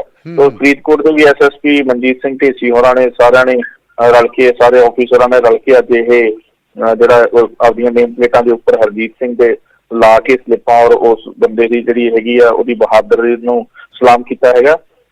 ਔਰ ਦੂਸਰੇ ਪਾਸੇ ਜੇਕਰ ਕਰੋਨਾ ਮਰੀਜ਼ਾਂ ਦੀ ਗੱਲ ਕਰੀਏ ਤਾਂ ਫਰੀਦਕੋਟ ਜ਼ਿਲ੍ਹੇ ਵਾਸਤੇ ਇੱਕ ਸੁਖਾਈ ਖਬਰ ਹੈਗੀ ਹੈ ਕਿ ਜਿਹੜੇ 2 ਮਰੀਜ਼ ਪੋਜ਼ਿਟਿਵ ਇੱਥੇ ਪਏ ਸੀ ਮੈਡੀਕਲ ਕਾਲਜ ਜੀ, ਉਹਨਾਂ ਦੇ ਵਿੱਚੋਂ ਇੱਕ ਜਿਹੜਾ ਸਨੀ ਹੈ ਮਿਸਤਰੀਆਂ ਵਾਲੀ ਗਲੀ ਨਾਲ ਸੰਬੰਧਿਤ ਜਿਹੜਾ ਏਰੀਆ ਸੀਲ ਕੀਤਾ ਹੋਇਆ, ਉਹਦਾ ਅੱਜ ਰਿਪੋਰਟ ਆ ਗਈ ਹੈਗੀ ਹੈ ਤਾਜ਼ਾ, ਉਹਦੀ ਨੈਗੇਟਿਵ ਆ ਗਈ ਹੈਗੀ ਰਿਪੋਰਟ ਜੀ। ਹਾਂਜੀ, ਤੇ 212 ਸੈਂਪਲ ਹੁਣ ਤੱਕ ਫਰੀਦਕੋਟ ਮੈਡੀਕਲ ਕਾਲਜ ਤੇ ਫਰੀਦਕੋਟ ਜ਼ਿਲ੍ਹੇ ਦੇ ਭੇਜੇ ਗਏ ਹੈਗੇ ਆ ਚੈੱਕ ਕਰਨ ਵਾਸਤੇ, ਤੇ ਜਿਨ੍ਹਾਂ ਦੀ 45 ਦੀ ਰਿਪੋਰਟ ਜਿਹੜੀ ਨੈਗੇਟਿਵ ਆ ਗਈ ਹੈਗੀ ਹੈ। 45 ਦੇ ਵਿੱਚ ਹੀ ਉਸ ਸ਼ਖਸ ਦੀ ਰਿਪੋਰਟ ਵੀ ਨੈਗੇਟਿਵ ਆਈ ਹੈ ਔਰ 167 ਜਿਹੜੇ ਸੈਂਪਲ ਹੈ ਪੈਂਡਿੰਗ ਹੈਗੇ। ਸੋ ਜਿਹੜੇ ਪੈਂਡਿੰਗ ਸੈਂਪਲ ਨੇ ਉਹਨਾਂ ਬਾਰੇ ਕੀ ਅਪਡੇਟਸ ਨੇ ਵੀ ਕਿਉਂ ਐ ਪੈਂਡਿੰਗ ਦਾ ਨਿਵਰਿਆ ਸਾਹਿਬ ਇਸ ਤਰ੍ਹਾਂ ਵੀ ਜਿਹੜਾ ਮੈਡੀਕਲ ਕਾਲਜ ਦੇ ਵਿੱਚ ਇੱਕ ਤਾਂ ਲੈਬ ਨਵੀਂ ਲੱਗੀ ਹੈਗੀ ਆ। ਅੱਛਾ ਜੀ। ਨਵਾਂ ਸਟਾਫ ਹੈਗਾ, ਥੋੜਾ ਜਿਹਾ ਪ੍ਰੋਬਲਮ ਆਉਂਦੀ ਹੈਗੀ ਹੈ, ਕੰਮ ਸਿੱਖਦੀ ਹੋਈ ਹੈ, ਮਸ਼ੀਨਾਂ ਨਵੀਆਂ ਹੈਗੀਆਂ। ਸੈਕੰਡ ਇਹ ਹੈ, ਇਹਨਾਂ ਨੇ ਸਾਰੇ ਸੈਂਪਲਿੰਗ ਨੂੰ ਕਈ ਜ਼ੋਨਾਂ ਦੇ ਵਿੱਚ ਵੰਡ ਦਿੱਤਾ ਹੈਗਾ ਜੀ। ਜਿਸ ਤਰੀਕੇ red zone, green zone, yellow zone, orange zone, ਜਿਸ ਤਰੀਕੇ ਇਹਨਾਂ ਨੇ ਜ਼ਿਲ੍ਹੇ ਵੰਡੇ ਹੈਗੇ ਆ, ਉਵੇਂ ਇਹਨਾਂ ਨੇ ਮੈਡੀਕਲ ਕਾਲਜ ਵਾਲਿਆਂ ਨੇ ਜਿਹੜੇ ਸੈਂਪਲਾਂ ਦਾ ਜ਼ੋਨ ਵੀ ਵੰਡ ਦਿੱਤਾ ਵੀ ਜਿਵੇਂ ਜਿਸ ਤਰੀਕੇ ਹੁਣ ਜਲੰਧਰ ਹੈ ਜਾਂ ਮੋਹਾਲੀ ਹੈ ਜਾਂ ਚੰਡੀਗੜ੍ਹ ਮਾਮਲੇ ਵੱਧ ਰਹੇ ਹੈਗੇ ਆ, ਤੇ ਉਹਨਾਂ ਨੂੰ ਪ੍ਰੈਫਰ ਪਹਿਲਾਂ ਕਰਨਗੇ ਹੁਣ ਵੀ ਜਿੱਥੇ ਸੈਂਸਿਟਿਵ ਹੈਗਾ ਬਹੁਤ ਜ਼ਿਆਦਾ। ਤੇ ਹੁਣ ਅੱਜ ਇੱਕ ਬਹੁਤ ਹੋਰ ਇੱਕ ਦੁਖਦਾਈ ਖਬਰ ਮਿਲੀ ਹੈਗੀ ਹੈ ਕਿ ਤਰਨਤਾਰਨ ਦੇ ਮਾਮਲੇ ਸਾਹਮਣੇ ਆਏ ਹੈਗੇ ਆ। ਤਰਨਤਾਰਨ ਦੇ ਵਿੱਚ 6 ਵਿਅਕਤੀ ਜਿਹੜੇ ਪੋਜ਼ਿਟਿਵ ਪਾਏ ਗਏ ਹੈਗੇ, ਜਿਹੜੇ ਹੁਣ ਪਤਾ ਲੱਗਿਆ ਹੈਗਾ। ਇਹ ਸਾਰੇ ਨੰਦੇੜ ਸਾਹਿਬ ਤੋਂ ਵਾਪਸ ਪਰਤੇ ਸੀਗੇ ਤੇ ਇੱਕ ਟੈਂਪੂ ਦੇ ਵਿੱਚ ਆਏ ਸੀਗੇ ਜਿਹੜਾ ਉੱਥੋਂ ਆਇਆ ਸੀਗਾ। ਸੋ ਟੈਂਪੂ ਦਾ ਜਿਹੜਾ ਡਰਾਈਵਰ ਹੈ ਉਹਦਾ ਵੀ ਉੱਥੇ ਜਾਂਦਿਆਂ ਟੈਸਟ ਕੀਤਾ ਗਿਆ, ਉਹਦੀ ਤਾਂ ਕਹਿੰਦੇ ਰਿਪੋਰਟ ਨੈਗੇਟਿਵ ਆਈ ਹੈ। ਹੁਣ ਦੇਖੋ ਗਾਂ ਕੀ ਬਣਦਾ ਜੀ। ਲੋਕ ਨਹੀਂ ਸਮਝ ਰਹੇ ਦਾਨੇਵਾਲੀਆ ਸਾਹਿਬ, ਲੋਕ ਇਸ ਬਿਮਾਰੀ ਨੂੰ ਡੀਪਲੀ ਨਹੀਂ ਲੈ ਰਹੇ, ਸੀਰੀਅਸਲੀ ਨਹੀਂ ਲੈ ਰਹੇ। ਲੋਕ ਇਹ ਕਹਿ ਰਹੇ ਆ ਵੀ ਇਹ ਤਾਂ ਹੁਣ ਠੀਕ ਹੋਣਾ ਸ਼ੁਰੂ ਹੋ ਜਾਊਗਾ, ਲੋਕਡਾਊਨ ਛੇਤੀ ਖੁੱਲੇ, ਅਸੀਂ ਬਾਹਰ ਆਈਏ। ਹਾਲਾਂਕਿ ਸੜਕਾਂ ਤੇ ਲੋਕ ਉਵੇਂ ਘੁੰਮਦੇ ਵੇਖੇ ਜਾ ਸਕਦੇ ਆ ਫਰੀਦਕੋਟ ਜ਼ਿਲ੍ਹੇ ਦੇ ਵਿੱਚ ਵੀ। ਜਿਸ ਤਰੀਕੇ ਆਸੇ-ਪਾਸੇ ਦੇ ਜ਼ਿਲ੍ਹਿਆਂ ਤੋਂ ਮੇਰੇ ਕੋਲ ਖਬਰਾਂ ਆਉਂਦੀਆਂ ਹੈਗੀਆਂ, ਮੁਕੰਮਲ ਤੌਰ ਤੇ ਸੀਲ ਕੀਤੇ ਹੋਏ ਆ, ਬਿਲਕੁਲ ਸਖਤਾਈ ਕੀਤੀ ਹੋਈ ਆ, ਪਰਚੇ ਦਰਜ ਕਰ ਰਹੇ ਆ, ਜੇਲ੍ਹਾਂ ਬਣਾਈਆਂ ਹੈਗੀਆਂ ਟੈਂਪਰੇਰੀ, ਉੱਥੇ ਬਿਠਾ ਦਿੰਦੇ ਆ। ਲੇਕਿਨ ਫਰੀਦਕੋਟ ਜ਼ਿਲ੍ਹੇ ਦੇ ਵਿੱਚ ਇਹੋ ਜਿਹੀ ਕੋਈ ਕਾਰਵਾਈ ਨਹੀਂ ਹੈ। ਫਰੀਦਕੋਟ ਜ਼ਿਲ੍ਹੇ ਦੇ ਵਿੱਚ ਲੋਕ ਆਮ ਵਾਂਗੂ ਤੁਰੇ ਫਿਰਦੇ ਦਿਖਾਈ ਦੇ ਰਹੇ ਹੈਗੇ ਆ ਜੀ ਜੀ। ਔਰ ਇੱਕ ਹਾਸੇ ਦੀ ਗੱਲ ਇੱਕ ਨਵੀਂ ਇਹ ਹੈ ਕਿ ਮੇਰੇ ਕੋਲ ਅੱਜ ਕਿਸੇ ਸੱਜਣ ਦਾ ਫੋਨ ਆਇਆ ਜੀ, ਔਰ ਉਹ ਵਿਅਕਤੀ ਮੈਨੂੰ ਇਹ ਕਹਿ ਰਿਹਾ, ਕਹਿੰਦਾ ਲੱਕੀ ਮੈਨੂੰ ਪਾਸ ਬਣਵਾ ਦਿਓ ਜੀ DC ਸਾਹਿਬ ਤੋਂ। ਮੈਂ ਕਿਹਾ ਕਾਹਦਾ ਬਣਵਾਉਣਾ? ਕਹਿੰਦਾ ਮੇਰੇ ਜਿਹੜੀ ਇਨਲਾ ਫੈਮਿਲੀ ਹੈਗੀ ਆ, ਉਹ ਇਨਲਾ ਮੇਰੀ ਫੈਮਿਲੀ ਜਿਹੜੀ ਅੰਮ੍ਰਿਤਸਰ ਹੈਗੀ ਆ। ਅੱਛਾ। ਮੈਂ ਕਿਹਾ ਵੀ ਕੀ ਪ੍ਰੋਬਲਮ ਆ ਗਈ, ਦੱਸੋ ਵੀ ਕਿਉਂ ਬਣਾਉਣਾ ਪਾਸ?